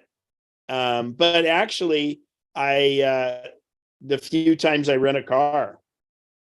So yeah. What other things here? I'm just going kind of through my. Oh, there was the old comet. The Hale Bopp comet was the thing. Open Table, fantastic app for reservations, but you know, Google does a good job with it now. Oh, Sky Guide for the Green Comet. There's Sky Safari, Sky Guide, and they use augmented reality also. So I have an app also. This is a really amazing app if you're a skier or snowboarder. To me, this just epitomizes what the amazing thing of this technology is. So this was, let's see, this was day 2. What's the date? It doesn't say. Anyway, this was like back in December. It shows the amount of vertical that I did, which is, so I ascended, which is the chairlift, and then descended 23,000 vertical feet. I skied 26 miles, top speed that. And this shows up and down how you went up, you know, up the lift and then down the run. But what's really cool is if I do this, it shows where I went, and I can even have it go through the day where I was. Cool. It's all done with the GPS, and it's wonderful. And then I love it because it gives me basically a journal of where I've been, and it automatically puts the resort in for wherever I am. And it's great because it really just gives you a log of it. The one thing I do though is I use the reminder app at the resort to remind me to turn it on. So I use location in reminders. For instance, if I'm at North Star, when I get on the gondola, I have a reminder that pops up, and I've told it, when I arrive here, remind me, turn on ski tracks. And so every time I get to that location, it reminds me to turn on or turn off ski tracks. So reminders are very, very, very, very, very good. The other one is the wallet app. You guys may not be using your wallet app enough. The wallet app can hold things like different events, your vaccination card, Eventbrite tickets, things like that. Your like the Panera card, all kinds of stuff. And then of course all your credit cards that can be in there, and using the Apple Watch and Apple Pay are amazing, just absolutely amazing. Ken, would you do a brief review about how to get different cards into the wallet? You just want to see my credit card number. I don't know. So you go to settings and you go down to wallet.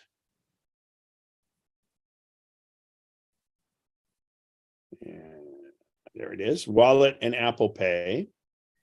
And you go and you add card. And when you add the card, you tap debit or credit card, and then you hold the card up to it and it takes the number. And if it's like the Panera card or vaccination, is there something a little more subtle on? Actually, in those, you go to the app. So in the Panera app, you say add it to wallet. For instance, if you're in the Southwest app and you make a Southwest reservation and you're in the app on the phone, you say add to wallet. And by the way, we don't allow it yet, but soon Arizona does. But hopefully soon we'll be able to add our driver's license to the app store, and it'll be a legal version of your driver's license. And the vaccination card is, I think you have to go to some place special. Yeah, you go, there's a, just Google it because it's different, but you use the QR code that you get from the state and then you add it to the app. So. But and in transit cards, like if you have a BART card or if you have a regional transit, you can add that to it. It's really funny too, because a lot of times you'll end up in a city and it'll say, oh, you can add your transit card for this city in there. So, but that's the wallet. And then to activate the wallet, you simply double tap the home button or the button there, and wallet comes up. And on your watch, you double tap the oval button to bring it up also. So. I have a question regarding the sleep app. I do not use the sleep app, and I know no information on it because I'm very lucky. I get plenty of sleep, and I find that the people that obsess about their sleep are usually the ones that have trouble sleeping. I just wondered if other people have any success with it. I don't think it's very accurate. There's some other ones out there too. So please chime in, anybody, if you've had luck with it and any tips on that, because I know it's a big deal. And especially with the watch, you can get your metrics, and the whole idea with it is to use those metrics to figure out why you either got really good sleep or really bad sleep the night before. So anybody chime in on this. I use it. I don't know how accurate. It does show the number of times. The Apple one? in the health app? Yeah, yeah. It does show the number of times up to the bathroom. And since I had basal cell removed on my nose, I haven't been using the sleep app machine. And so it's showing me waking up more often. Mm-hmm. And I play with, I don't obsess over it. It's just kind of like fun to see. And then that in conjunction with the oxygen, kind of, it's fun. I don't know that I can do anything with the information, but it's just kind of fun. Well, I think what the deal is the people that I know that have had success with it, they look back and they say, okay, I didn't get good sleep this night. What did I do different before I went to sleep? And so it's like that indulgence of they're alcohol they're using that to plan what to do before they go to bed to hopefully get better sleep. Yeah. It's a good motivator for when you have a little bit too much wine the night before and you see what the results were that night. Yeah. It's like, oh, okay, that did disrupt sleep. Anybody else use a different sleep app? I do. I have one called Auto Sleep.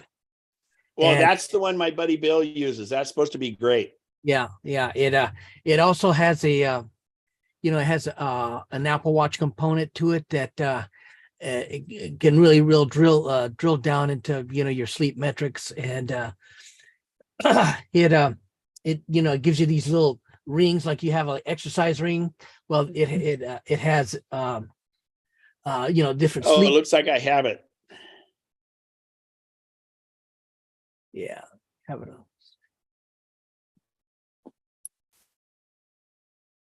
I'm not going to turn it on. Yeah. But anyways, so that's, if you look at this, that's the app you're looking for. Yeah. So I may be able to queue mine up here. Yeah, if you want to share it, you can. Yeah. Let me do a couple things here. If you do a cable, I'll make you a co-host. And cable is the best if you have a cable. If not, you can do it direct to Zoom. Where are you now? Shit, it's not coming up. What, the app? Yeah, well, I've got some my stuff. No, but if you do a screen share, so if you use the cable to your phone, you can do Wi-Fi too. But in Zoom, hit share screen and then select your phone. Okay, And it won't, because I know you have multiple monitors, it won't affect that. let me see. Share my screen here. The green share screen button, and then it comes up, and if you have a cable attached to your phone, make sure your phone's unlocked. And then if you don't have a cable, just use the via Wi-Fi, and it'll may have to download something. I don't think it's gonna happen here, Ken. I'll have to Is it saying it needs to do an update? Yeah. Yeah, that update's not a software update, it's just for the phone. And it just takes seconds. Okay, sure. Let's see here. Connect to Wi-Fi. Now, did you share your screen or did you share your iPhone? Okay, I probably see, stop share. Let me stop. Yeah. Okay. So hit the green share screen button at the bottom. Okay. And then you have a choice for iPhone via cable, if you're hooked to a lightning cable, or via AirPlay. Okay. If it's AirPlay, you got to do a quick little plug-in. But do you have a lightning cable you can plug into your computer easily? Yeah, let me see here. Okay, let's see. Oops. Oh, cancel that here. Share. All right. There you go. Okay. There we go. Wow. Let me see here. Looks like Christmas. Yeah. Anyway, here is my sleep session for last night, February 4th. I got probably this. I don't really sleep quite that much. Usually my sweet spot's around 7 hours. But as you can tell, the top ring there just tells you the amount of sleep, because I have the Apple Watch. I have two Apple Watches, and the smaller of the two, I have an Ultra and the last generation one, and I have it's a little bit more comfortable with the smaller one. And so I use that at night, and it'll give me you can tell by the big outer ring if you've had any interruptions, the little gray marks. They'll tell you that like maybe I went to the bathroom or something, and my sleep was disrupted. And then it has a metric for quality, and it also has a metric for your deep sleep. And now deep sleep is not quality. Apparently not. They have look at this little graph here under the sleep session, and then you get the little chart there, and the deep sleep. See this little the purple. Yeah. That when you get into that range, that's how that's measured. And I find that I can do less hours of sleep if I have enough of the deep and the still. See a little left on the left hand side, it has wake, Right. light, still, Right. and deep. If I have a whole, 3 or 4 little, and of course, if anybody's sleep, you're going to go through these little cycles of deep sleep and wake. And if Right. if I'm not really tired enough, like I have to get enough exercise to warrant, getting a good quality sleep for me. So on those days when I'm tired when I go to bed, then my it's reflected in my sleep metrics. And going down that window there, you can see that it'll actually give you a numeric rating for the quality of the sleep here. And today's, since I only closed 2 of the rings, the sleep and the quality, the other 2 were just so. So do they go green when you close them? Yeah, it goes green when you close them. Oh, okay. So the red for deep sleep, if you had closed it, it would have been green. Okay. Yeah. I have to get a certain quantity. I can't remember what the number is actually off the top of my head as a percentage of sleep. But so it attaches you can see my sleep rating for the day was only 78%.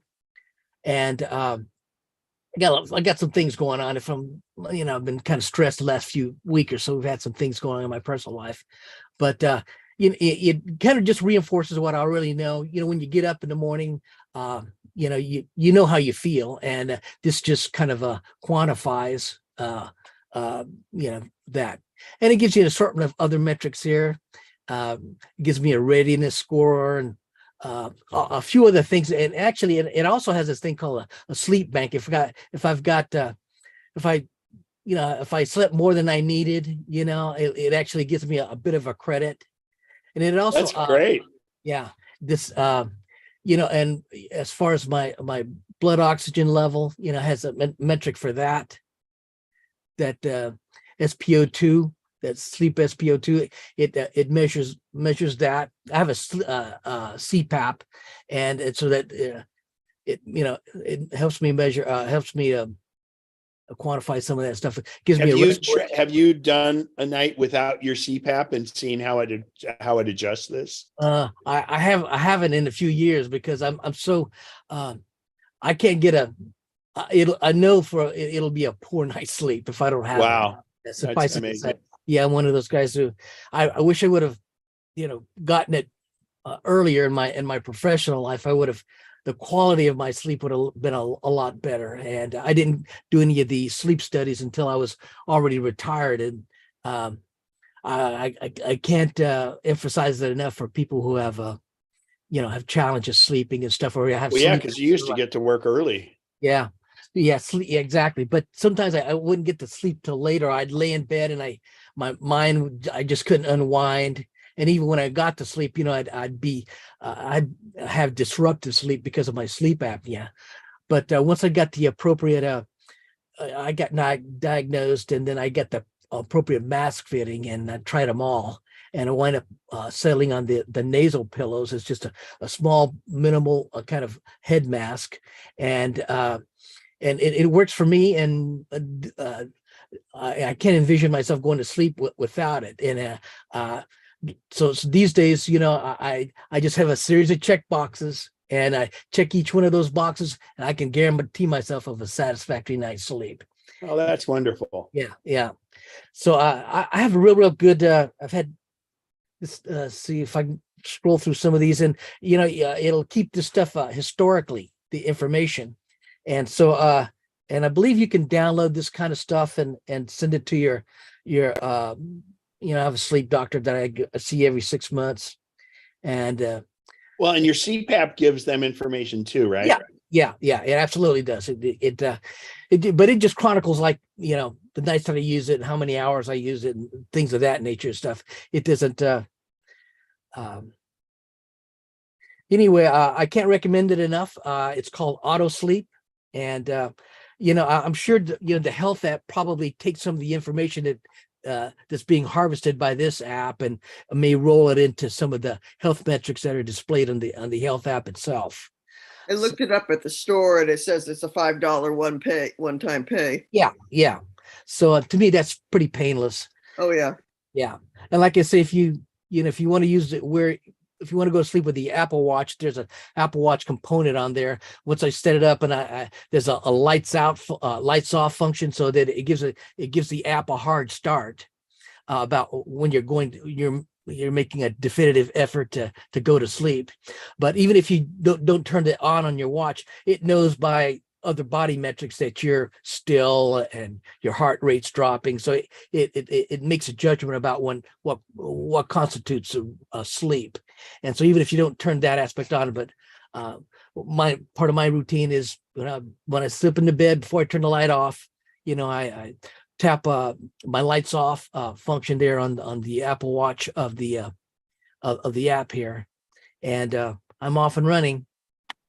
And I highly recommend it if you're one of those who wants to keep track of that kind of stuff, and you want to.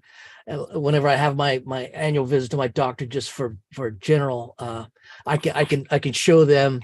Well, these are my sleep habits, and so it's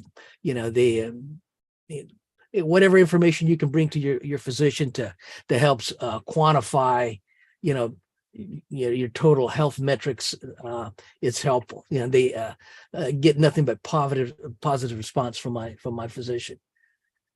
Wholeheartedly recommend.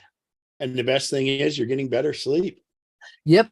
So better sleep means better decisions, less stress, happier While life. your phone's up, do you have any others you want to show?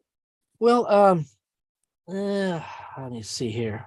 While you're thinking about that, Berta asks about, is there an app for toll roads and how to pay your fee for specific fees?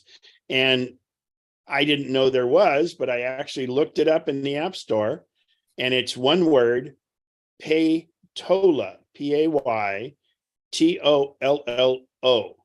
And it looks like it works in California for the toll roads and stuff. So I would look into it, but the only other one is the actual Fast Track app that you have to have the little reader that you can get to go for the Bay Area tolls. So Another I might add, down by San Clemente, they have a private toll road.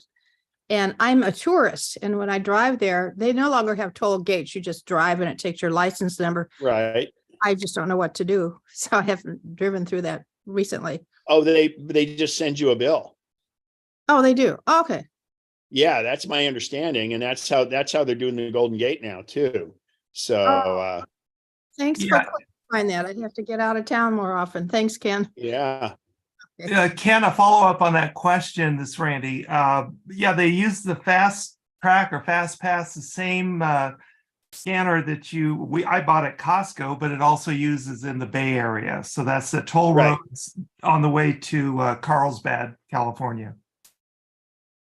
When I was using Fast Track several years ago, because I was going to the Bay Area all the time, what I was doing was every so often when it would take some money from your credit card. $25. It, and when it got to a certain number, it would automatically hit you for some more money. So Yeah, it's $25. It's so it puts that on, and when it gets down below a certain amount, it tacks on another 25. And Yeah. that's just because of their transaction fees. And I should point out, if you have an electric car, you're able to use because the toll things now, the new ones have a switch on them for 1, 2, or 3 passengers. And if you have an HOV sticker and you're able to set that on 3, so you're able to pretend like there's 3 people in the car. So I have a second question about Fast Track. If you do get it at Costco, is it a sticker that you put on your car or a device? it's a device, but it's fairly small. You stick it to your windshield by your rear view mirror, and it's got self-adhesive pads on it. And when you go under the toll thing, it sends a signal to it, it beeps, and it bills you accordingly. And like Bob said, it puts $25 on file, and then you just whittle that down, and then it replenishes when it gets below a certain amount. So it just does it. But no, Fast Track's great. And according to Randy, the Carlsbad one probably supports it too. So Thank you. but I don't think the Golden Gate Bridge does. I'm not sure. No, the Golden Gate Bridge does. See, it's a whole different district, but the Golden Gate Bridge, I think, is getting rid of toll takers completely, and they're just doing the send it to you. All thing. the Bay Area bridges have gotten rid of toll takers and you use that modem. Yeah, and if you don't have that, they mail you the bill. Right. So The Donald Fast Track likes is your so seams simple. there, Al. Go for it. The one last thing I wanted to show here along the health related thing here is an app. A lot of folks have issues with blood sugar, and when it became an issue with my primary care physician, I started seeing what was available out there to help me track that stuff, and I came across the one I've had. I think it's the best. It's called Gluco. And I don't have to shoot any insulin or any of that stuff, but it's pretty comprehensive app that keeps track of when you test yourself, you log that information, and usually Gluco, and it's spelled GLOOKO, right? Yeah. Yes, and it not only helps it has a database of the different food and some of the glycemic load that it may have and the carbs it has, and you can this app helps you keep track of your medication and a lot of your exercise, what you may have done, how much, and let's see what else I can show you. It has a thing for trends. And and it keeps this stuff over time, and so I generate a PDF out of this and then show it to my doctor, and so she gets a snapshot of what I've been doing, and you can't lie, the metrics don't let you fudge and stuff. So I try to be truthful about what I eat, and when you test, you can each test, you can put specific information about, how you feel that day or what you were involved that have some relevance to the day. And because that'll help you get your trends. Yeah. And then if you, if you take some of the medication, the pills or whatever, it chronicles all of that stuff for you. And let me see what else I can show you. Well, it just just shows it to you over time, and And yeah, let's see here. And we know that Yeah, Apple is still working hard to be able to do a wrist glucose tester, but that's tough because it has to use sweat, and yeah, that's it's not they- in the near future. if they figure that out, man, they will. But there are tens of millions of folks who have blood sugar challenges or are diabetic, and they're just millions of dollars spent on just the reusable stuff, the little the lancets and the testing devices. If we can have a device on our wrist that can give us relatively accurate blood sugar levels, I mean, I don't see why health companies wouldn't even subsidize the cost of a Apple Watch just for that capability, because you can spend hundreds of dollars a year just on lancets and test strips and things of that nature. So I can't say enough about it during the interim. It's pretty good. Some other apps and stuff that I use occasionally. Quest has an app that when I have to go in and get my lipid panel test or whatever, they have their app is it's pretty convenient, and it's tied in with the results get sent to my physician, and usually within a few days after it, I actually get a peek. I get a peek at the results sometimes before the physician gets it. They probably prefer that doesn't happen, but somehow I'm getting them because you would want your physician to give you context on the results. Well, and actually, do you have that linked to your health app? Yes, I do. Yeah. So, and I'm going to talk about the health app in a minute, but the nice thing is if you're at Kaiser, you're at Sutter, wherever you are, you can have all that go into your health app. And so everything is aggregated in there, and it's amazing. And it really, really, really does help.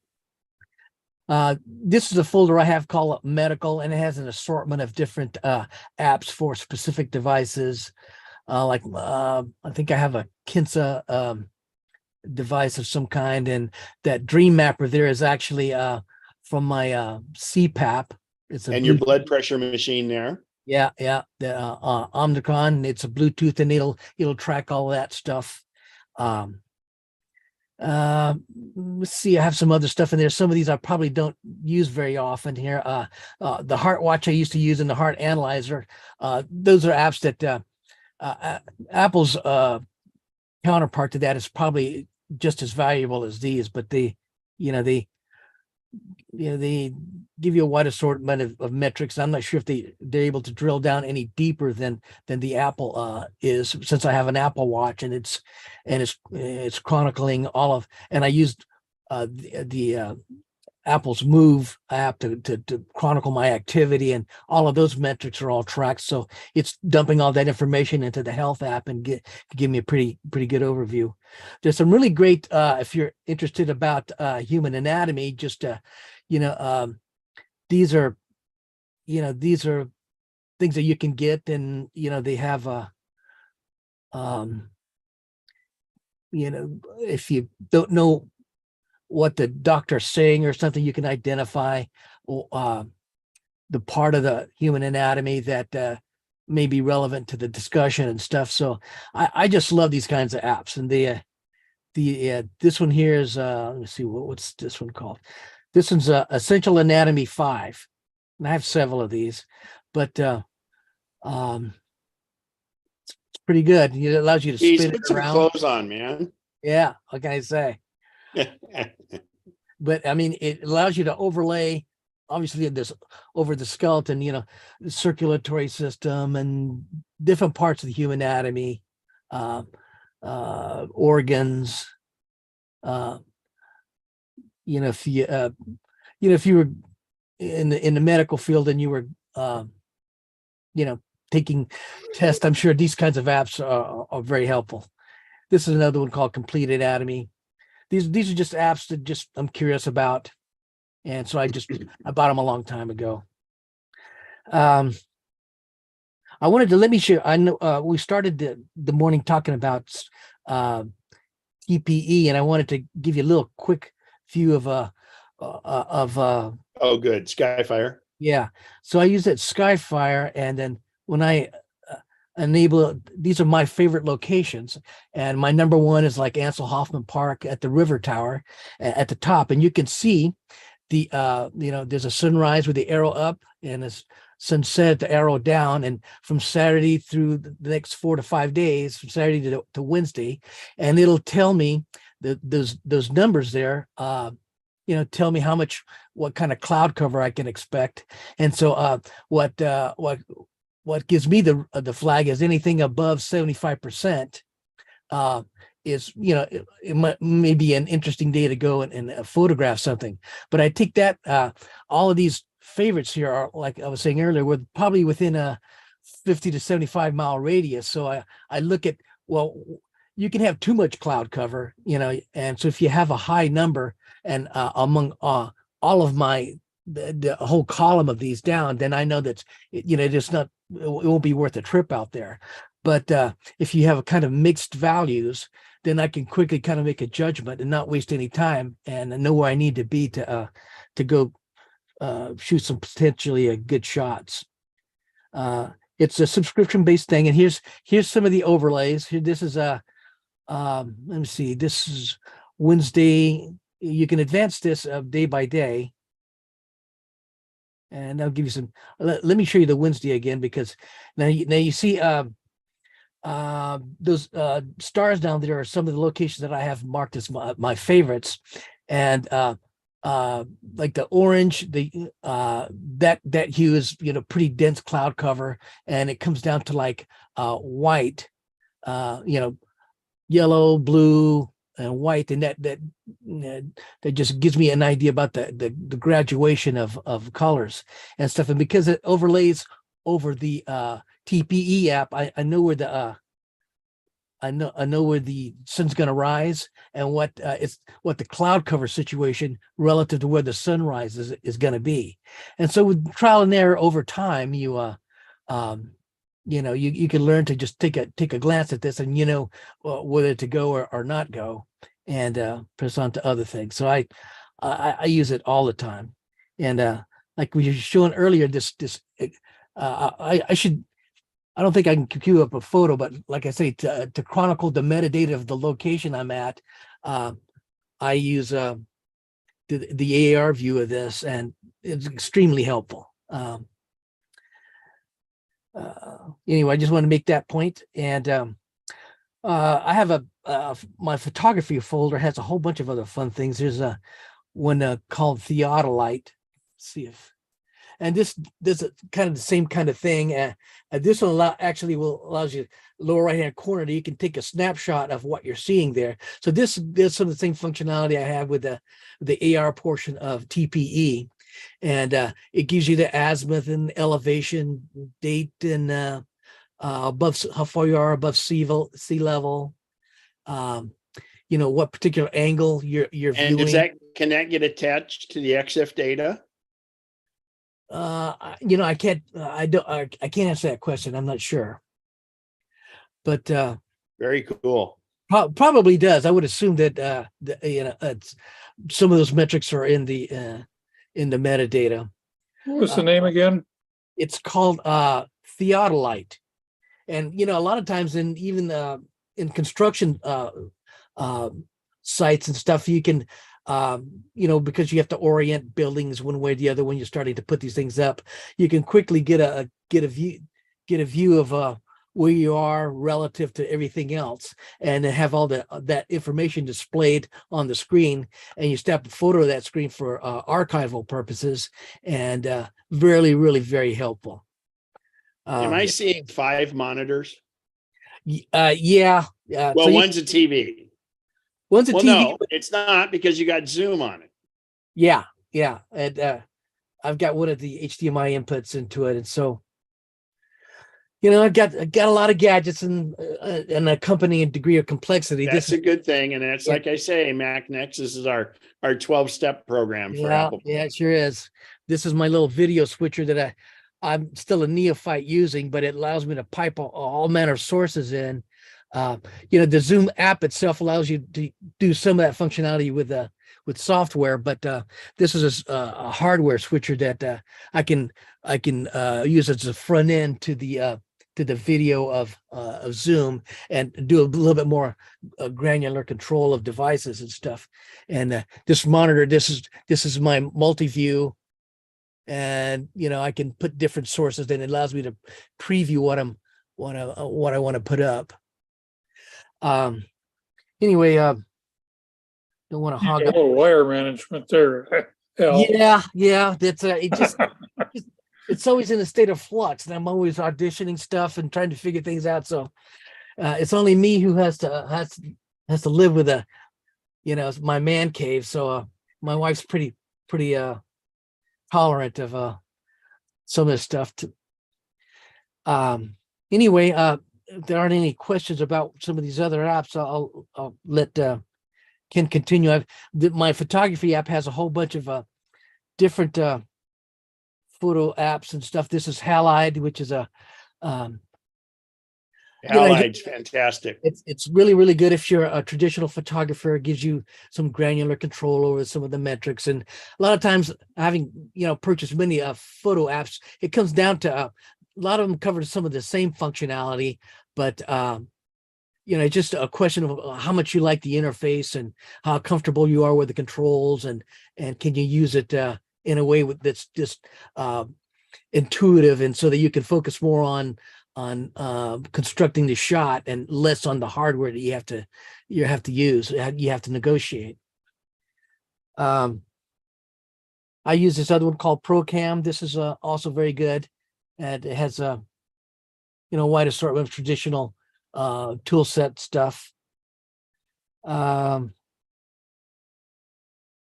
Here's an app called Lumi that has a counterpart for my watch, and I have multiple complications on my watch, and I put Ken was talking about using Soul to notify him about when the golden hour is.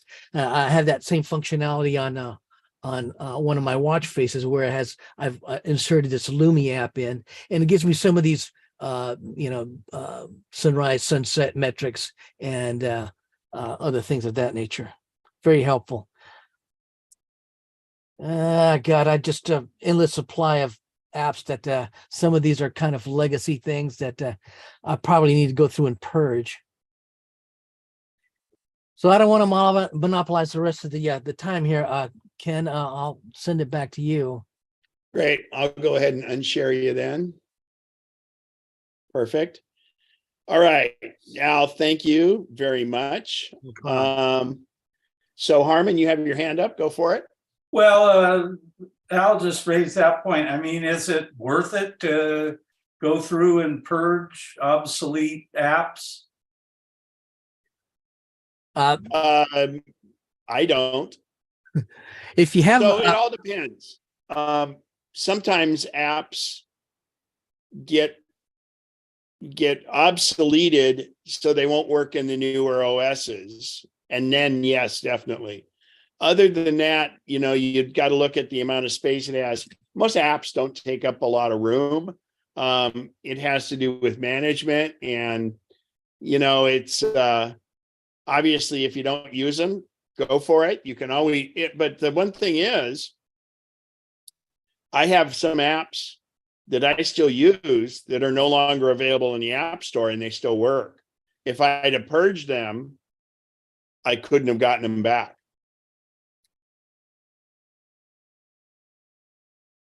Does that make sense? Yeah, that's kind of the way I feel about addresses and contacts.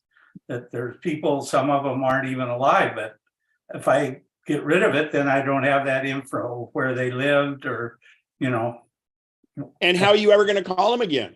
Well, Well, they do have a permanent address. Yeah. Yeah. Uh, Very good, You Bob. need to make that adjustment in the contact.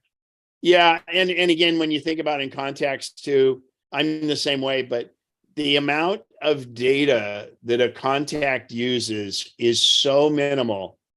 It's to me, I look at it, I try to look at things logically and lazily logically in that, is it worth my time to get rid of it? I'd rather move on and do other stuff. See, the way this works is if you delete it, then you'll need it. And so Absolutely. regret your move. Yep, I agree. So if you need it, delete it. Berta, go ahead. Oh, hi. Hope I'm unmuted. Yep. Yes, you are. I have a Fox News app. It's on my iPad and my iPhone. And when I want the news now, I just get the spinning ball. Does that mean I need to close out the app and get a new app? It's one I've never paid for. It's not Fox Business, it's just Fox News. No, yeah, Fox. Well, the fact that it's just spinning, I would force quit it and see, or delete it and re-download it. Because I think on that one you get like so much time, and then you have to sign up, and you actually with that they just have to make sure you have your carrier covered or something like that. But anytime you have an app that misbehaves, you force quit it, where you double tap and then swipe it up and away. Oh, if it still misbehaves, you delete it and then re-download it. And that's pretty much the course of action on misbehaving apps. Okay, I'm just taking a note right here, Ken. To force quit, this is on the iPad. Then I just tap on it twice and swipe it. Do you have a home button on the iPad? Oh, yes. Right. So you double tap the home button and then you hit the carousel of apps and you swipe it up and away. And if that doesn't do it, then you come back and delete the app and then re-add the app. Okay, I think I might. Which in rare instances, you have to do that. Right. Now, I've been able to side vent that because Apple has something called News. And if you look at the sidebar, it'll give you the options of. Yeah, but Apple News is a whole different thing. Right. Well, I just scroll further down and I click on Fox News on that, and I can have access. It's kind of takes longer to do it. Has anyone done that? Probably not. Well, Apple News is a subscription service too. So. Oh, well, I've paid nothing. Maybe my time is up. Yeah. Thank you. Okay. Barbara, go for it. Unmute yourself and go for it, Barbara. Yeah, this goes back to the question of deleting stuff to save space. If you download a whole bunch of videos, is it a good idea to go and delete some of those periodically just because videos take up a lot of space? And what's the fastest, most efficient way to do that? Well, it depends on where the videos are and if you've downloaded them and if you've watched them. I mean, videos is like saying breakfast cereal. There's all kinds of different kinds and they're in different places. I'm talking about ones that I've downloaded and then watched and then, didn't delete at the time. But you downloaded them to where? I thought they would go into the downloads folder, don't they? What are you talking about on your Mac? Yeah. Well, yes and no. They may go into Netflix. They may go into Amazon Prime. They may go into Apple Music. They may go to downloads. It depends on where you have them. But if you watched them, get rid of them because more than likely you can download them again. But videos do take up room. A full-length movie is a couple gigabytes. Yeah, these are mostly videos, short videos that friends send me on an email. And I open the email, I download the video, I look at it, and then I don't necessarily delete it right away. So I think I've probably accumulated a bunch of the last few years. That's what you want to do to purge. Yeah. Just go down to the downloads folder. Yeah, and videos are ones I usually say don't worry about most stuff, but videos can take up a lot of room. So look in your downloads folder and see. And do you use the same sort of commands, like if they're consecutive, you could just do a shift. Yeah, and then to get them to the trash, you hold down Command and hit the delete key, and that and will delete. throw it to the trash. Okay, And then, of course, you have to empty the trash. okay. But if you had like a whole bunch of them and they were sequential, you could just do a shift to select them all. And if they were not sequential, you could do Command. Correct. Select. Yep. Okay, Yep. Absolutely. okay, thanks. Okay. Roy? Yeah, you a couple times, and last Wednesday you mentioned it too, about the hard reset. And I forgot how to do that. So I Googled it, and it warned that I was going to wipe out all of my data. So obviously they were giving me the wrong information. That's how do old. I, That's the old way. No, hard reset won't get rid of any data. how do you do that? Volume up, press and release volume up, press and release volume down, and then press and hold the button on the right side until you see the Apple logo. When it says slide to power off, don't let go. Keep holding the button till you see the Apple logo. Volume up, press and release. Volume down, press and release. Then hold the button on the right-hand side until you see the Apple logo. That's what I'm trying to do. Keep What I get holding. is all the apps vibrate. No, you're not doing it right. Yeah. So go to the home screen. Yeah. Press and release volume up, press and release volume down, and then press and hold the button on the other side until you see the Apple logo.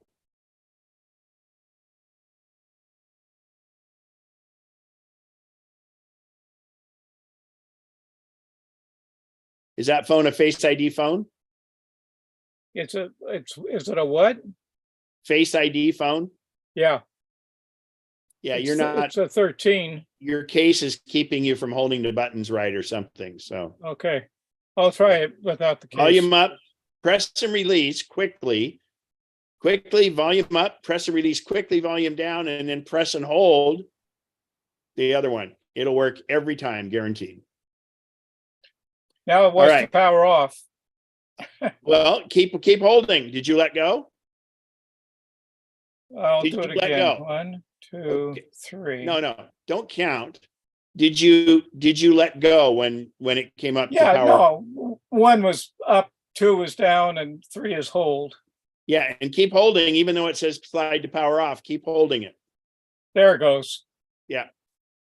All righty. I'm going to share my screen Thanks. because we're gonna talk about the health app. Probably the most important app on your phone. And right there with the heart, and Valentine's Day is coming up. So the health app, probably the most important thing you can do in the health app is go to the upper right corner where your name is and tap on that and go to medical ID. Now, I'm going to point this out. I don't want you to do this right now if you haven't done it, but I want you to come back here. And again, in health app, in the main app, you put browse at the bottom, you tap browse at the bottom, and then you'll have either a picture of you or your initial up in the upper right. Tap it and then tap medical ID. And this is where you want to edit this and put in information. And I'll show you why that is and how it comes up, because this is what first responders use. So let's say my phone is asleep like this. I'm turning it away from my face so it won't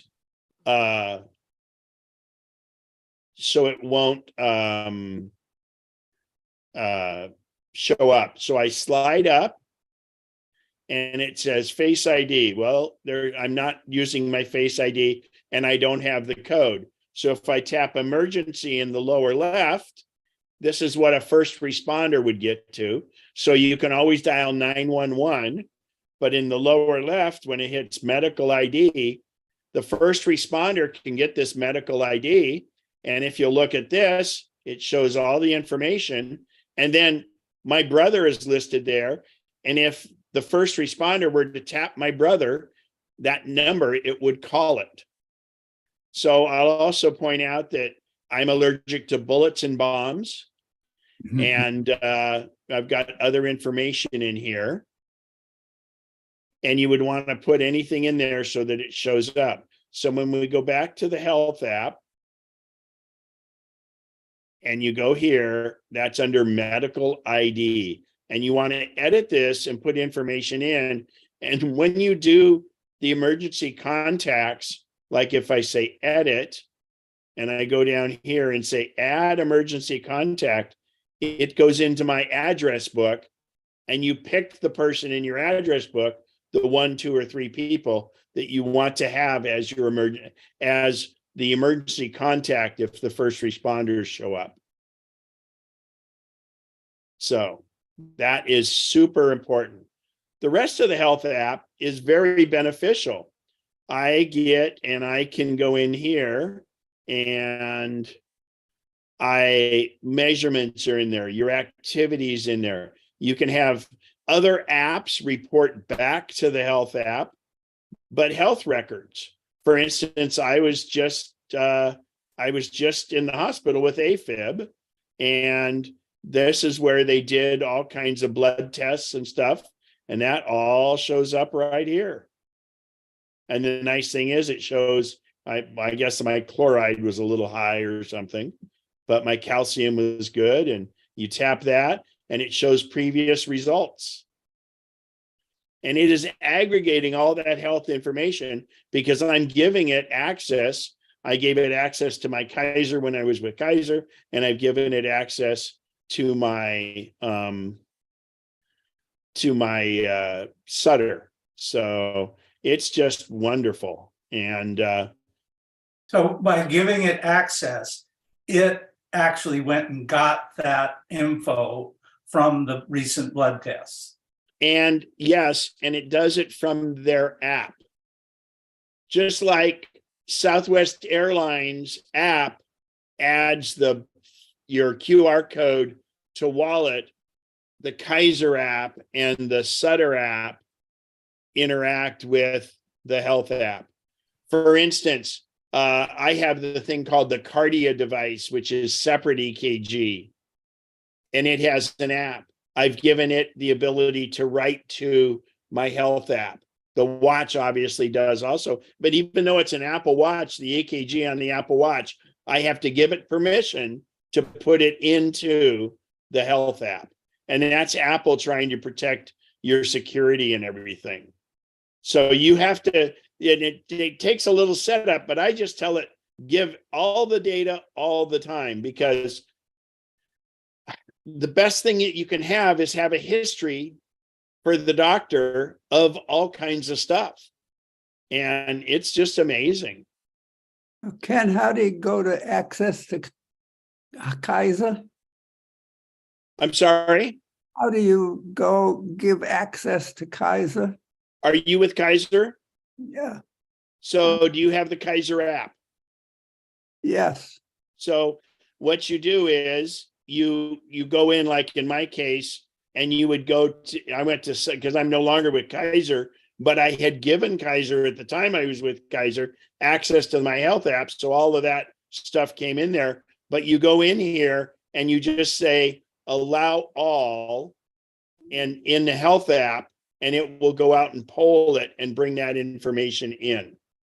What do you have on your screen when you say allow all? Well, I've already allowed it, so I really can't tell you. But the other thing is, when you go into Kaiser the next time, go with it and they'll show you. And it's wonderful because it's great. It goes back, and I have history for a long time. Like, there's a 5-year history. Oh, that's only, show more heart rate data. That only goes back to 2019. Well, see, 2019. So my heart rate data in there goes back to 2019, and I was with Kaiser then. So who would you talk? I would just, when you check in, I don't know exactly where it is on the Kaiser, but so it showed up here, like here, I could sign in from the health app to my Kaiser, but I'm no longer a Kaiser patient. So it's Sure. not going to let me sign in. Okay. Thank you. Yeah. And here it says show all health data. And it's just, it does everything. And it's also, so health is also fitness and health records. So here we go. Clinical vitals, health records, like all my vaccines, they're all right in there. You know, hepatitis, lab results. And when I go to lab results, I can go here and let's say creatine like this. So here's going back to 2019 because it's only doing a 5-year range. These are the same things you can go see in the apps for those, but it's just really nice to have it all under one roof because by Apple Health being an aggregator like that, it is using yours and millions of other people's information anonymously to develop possible symptomatic things that can be beneficial. For instance, I have a friend, Bill Smith, he's 82 now, and he had got the Apple Watch when it came out with the AKG, but he hadn't turned it on yet. But he had had the Apple Watch since day one, and it was charting your heart rate, your pulse all the time. He was walking around New York City. He was in New York City to watch his grandson perform at Carnegie Hall. So they flew in 3 days early. He's there walking around, and he'd never had any heart issues. And his watch, even though the watch didn't currently do EKG, his watch could have done it, but he hadn't downloaded the app part of it. When that watch came out, the EKG wasn't on it right to begin with. But anyway, it took his historic heart rate and it popped up on his wrist while he was walking around New York City and said, you may be having atrial fibrillation, which is really amazing because it can usually only be diagnosed with an EKG, not with the pulse. But he immediately went to Cedars-Sinai. Sure enough, he's in AFib. They fix him up. And the great part of the story was he was able to go within the 3 days later, and he was able to go watch his grandson perform at Carnegie Hall. So it's because of all the data that was there, it made a comparison. It's not making a diagnosis. It's saying, hey, this is a possibility.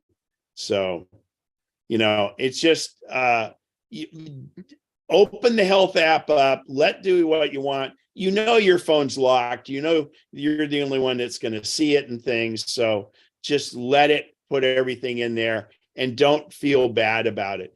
And there's things like this. There's this new thing with the heart too, the heart rate variability.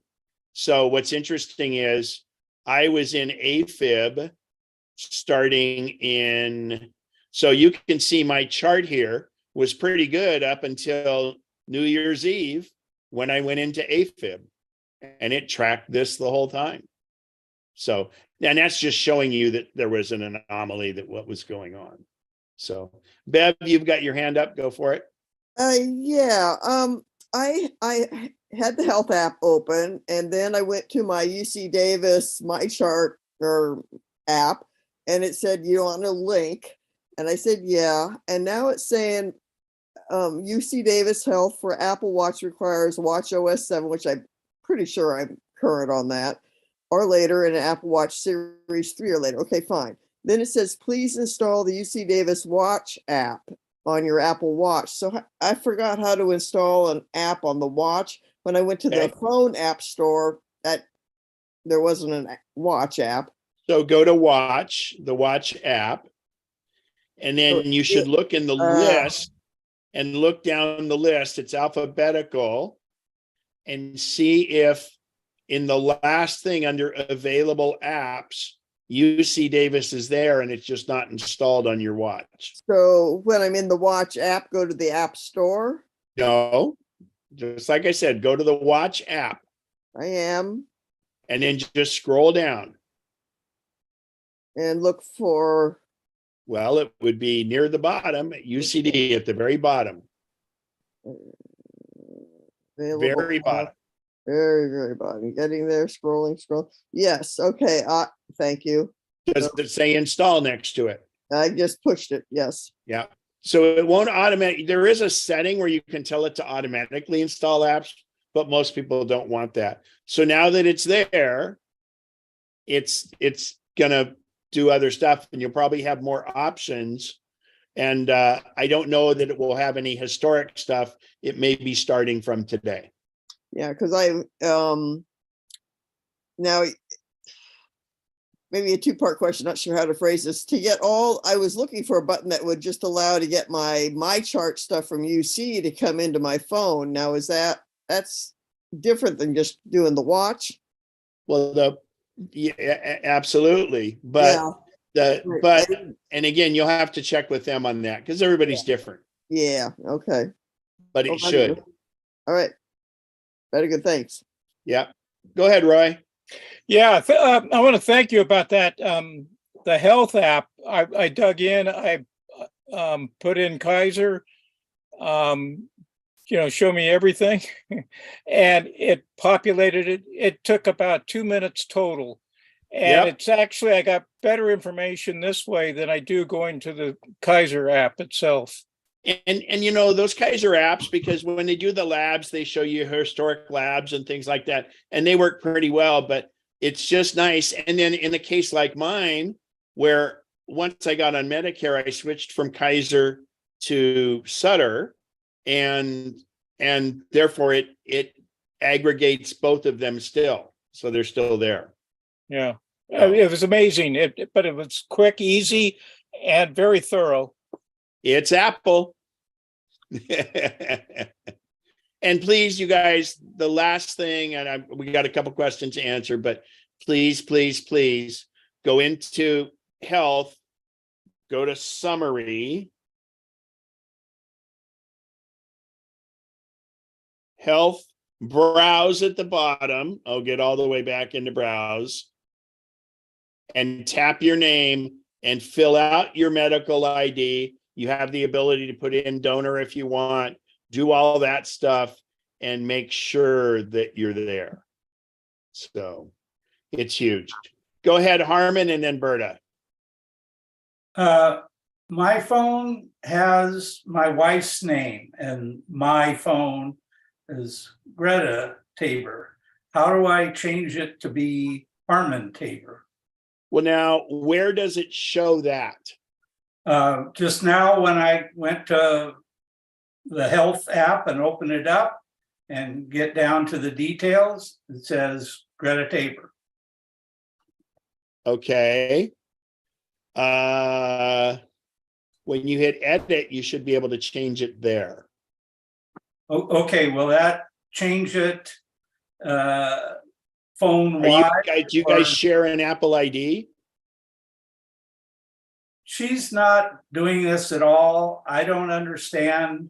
Do you share when I an bought Apple the ID phone- was my question.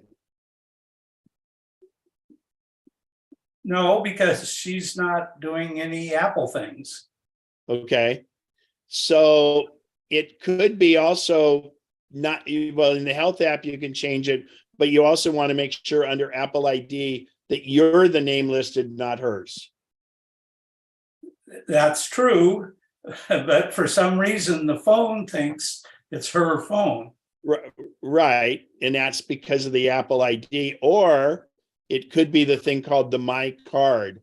So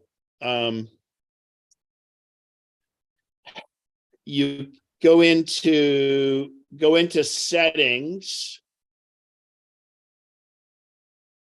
contacts, and then click on My Info and make sure it's you and not her. Okay, all right. That's a kind of a global solution. Well, now that's just for contacts, but it may be the part of Apple ID. But I would go into medical ID in the health app and see if I you can edit that. See if you can change it to your name and your information there. You should be able to. Okay. Thank you. All right. Berta, go ahead. Hi, this is Bertie in Orangeville. Thank you, Ken, for inspiring us to update our health records. And during our discussion, I did that, but I said allow for when using app only. And while I was waiting to ask my question, apparently a little notification popped up from Kaiser.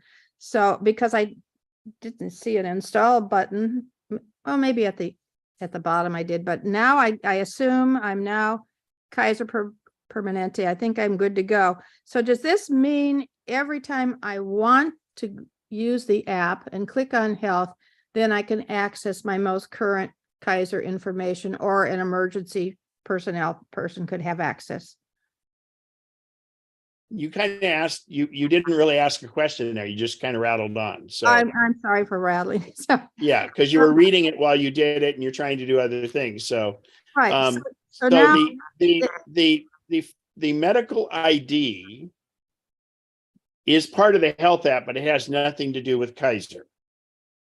right now I So have the medical ID is it's the old ICE information in case of emergency, because phones are locked now, they don't have it. So in fact, it's what the first responders know to go in there to get information. And that's in case of an emergency where you're incapacitated and they need to find out and do some stuff for you. So that's one thing. The Kaiser tie-in to the health app is simply a matter of it goes to the Kaiser apps. The health app goes into the Kaiser app and extracts a copy of all of your information, whether it be lab tests, procedures, immunizations, etc. Thank you. So now under accounts, under health records, it does say Kaiser Permanente. So And to answer the question I heard her ask in the middle of her diatribe, yeah, it is right up to date, or almost to the minute. Oh yeah, actually, as soon as it gets into the Kaiser app, it gets into the health app. Okay, Yeah. thank you. That's But fine. remember, that's the pathway into it. So in fact, sometimes you may have to be signed into your, if for some reason you got signed out of your Kaiser app, because your Kaiser app's not going to get the information unless it's signed in. So, and they stay pretty good about signing in on them. So Right, and that was required during this process. Thank Yeah. you so much for clarifying. You bet. Don, go right ahead. Thanks. I just went to the health app and got results of my blood test less than a week ago. So Yep. cool. Pretty Yeah, amazing. And the best part is the fact that it charts it out and you can see what it is. It's just, it's the more information, the better. And the other thing is, a good doctor will, if you let them know that information's available, because if you're in like the Kaiser system, they look back and see all your Kaiser stuff. But let's say you've only been in Kaiser for 2 years, but you have stuff back before that, then you could go back and show them in the app if they wanted it. The beauty of the Apple Watch is an incredible thing about gathering more information. So my cardiologist actually wants to go back and see some of that stuff, because we all know that when we go into the office, our blood pressure is never what it's supposed to be. Our pulse is off, and it's the way it is. That's a snapshot in time. And in fact, that's a stressful snapshot in time. It's called white coat syndrome. And it's a fact that the majority of people, their blood pressure and their pulse rate go up when they see someone in a lab coat. And so you're not getting a fair reading. Whereas when I take my blood pressure at home, or my watch is constantly doing my heart rate, it's giving it over time. So, and the beauty of the Apple Watch, the stats that it keeps, it knows when I'm resting, it knows when I'm sleeping, it knows when I'm exercising. So it can categorize my heart rate at those times. And that's very effective. And again, the ability for it to do something like to be able to forecast that my buddy Bill may be in atrial fibrillation simply from an anomaly in his pulse is amazing. So, all righty. I have a Mac question. Go for it, Don. Took me a half hour to get in. I just updated Ben. I know you went into a different meeting. Yeah, but it told me I needed to update Zoom and it could not update. And so I downloaded Zoom again, but I think the problem says join meeting and I have my own Zoom account. So I think what it did is do that. Yeah. Yeah, but the thing is, you were in a wrong meeting because it showed up on that wasn't the meeting we were in. So We're at just first. trying to get into the third Saturday. So you guys, that brings up a good point. What I do is I make it a habit of every time I finish a Zoom meeting, I go immediately to go check for updates so that mine is ready to go the next time. And Zoom is great about updates and it's fantastic. So anyway. Does the club always have the same Zoom link for these meetings, or does it change? Yes. Okay. Yes. For this is the link for the general meeting in the first Saturdays, and then the third Saturday in the WITS is a different link. Okay, I had trouble finding it on the website. Well, that's because it was emailed out over 10 days ago, which Oh, I didn't go back far enough. Yeah. Okay. One never other mind. question. No comment. Yeah, Don, recommend always keep the latest blast and you should be safe. That's over 10 days ago. That blast being It's the over email. a week from when the meeting was. Yeah. Anyway, Barbara, go ahead.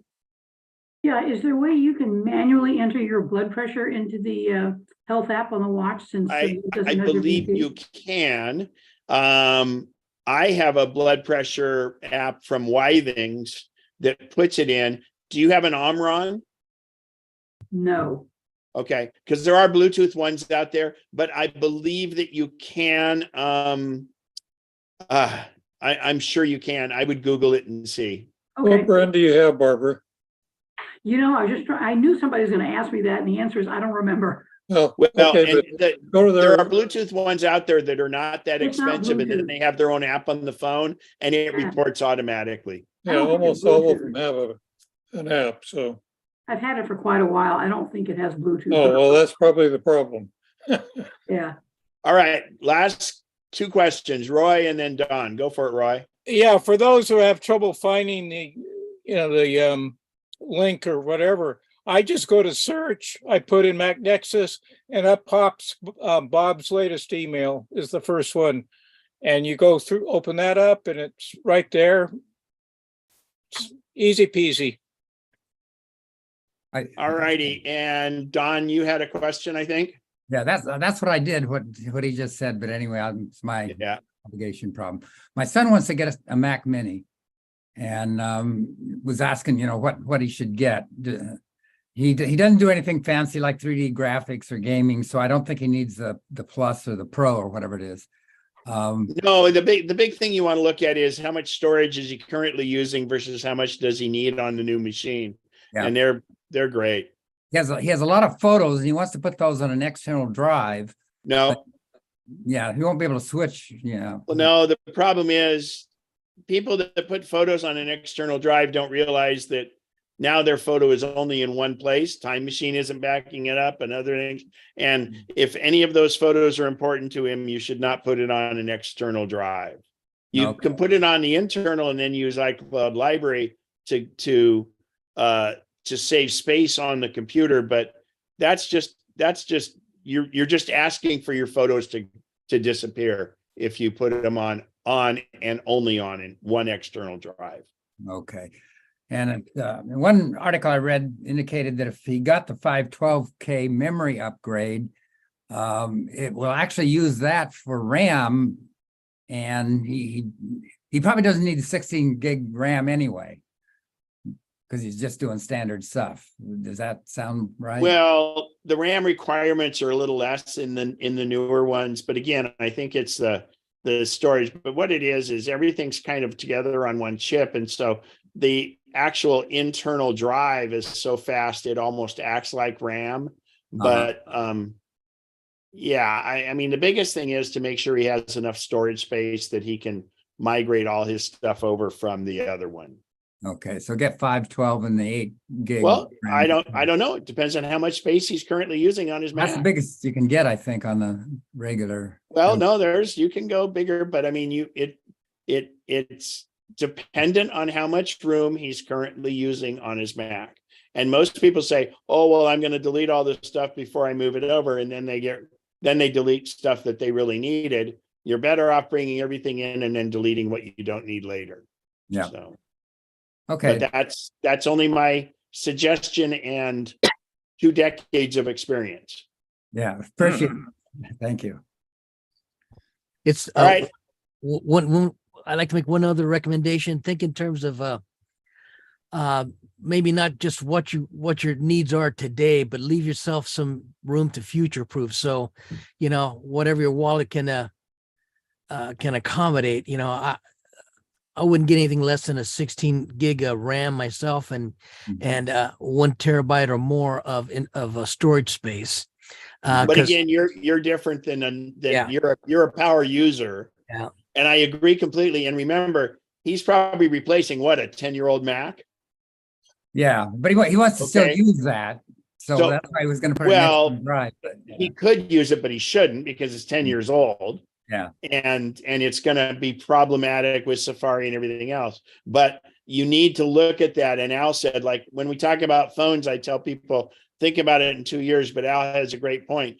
Think about amortizing that over 10 years and spending, of those 10 years, spending 5 years always worried about, oh my God, I'm running low on space. I have to move stuff around and all this. If he wants to put himself through that kind of anxiety, go right ahead and don't complain.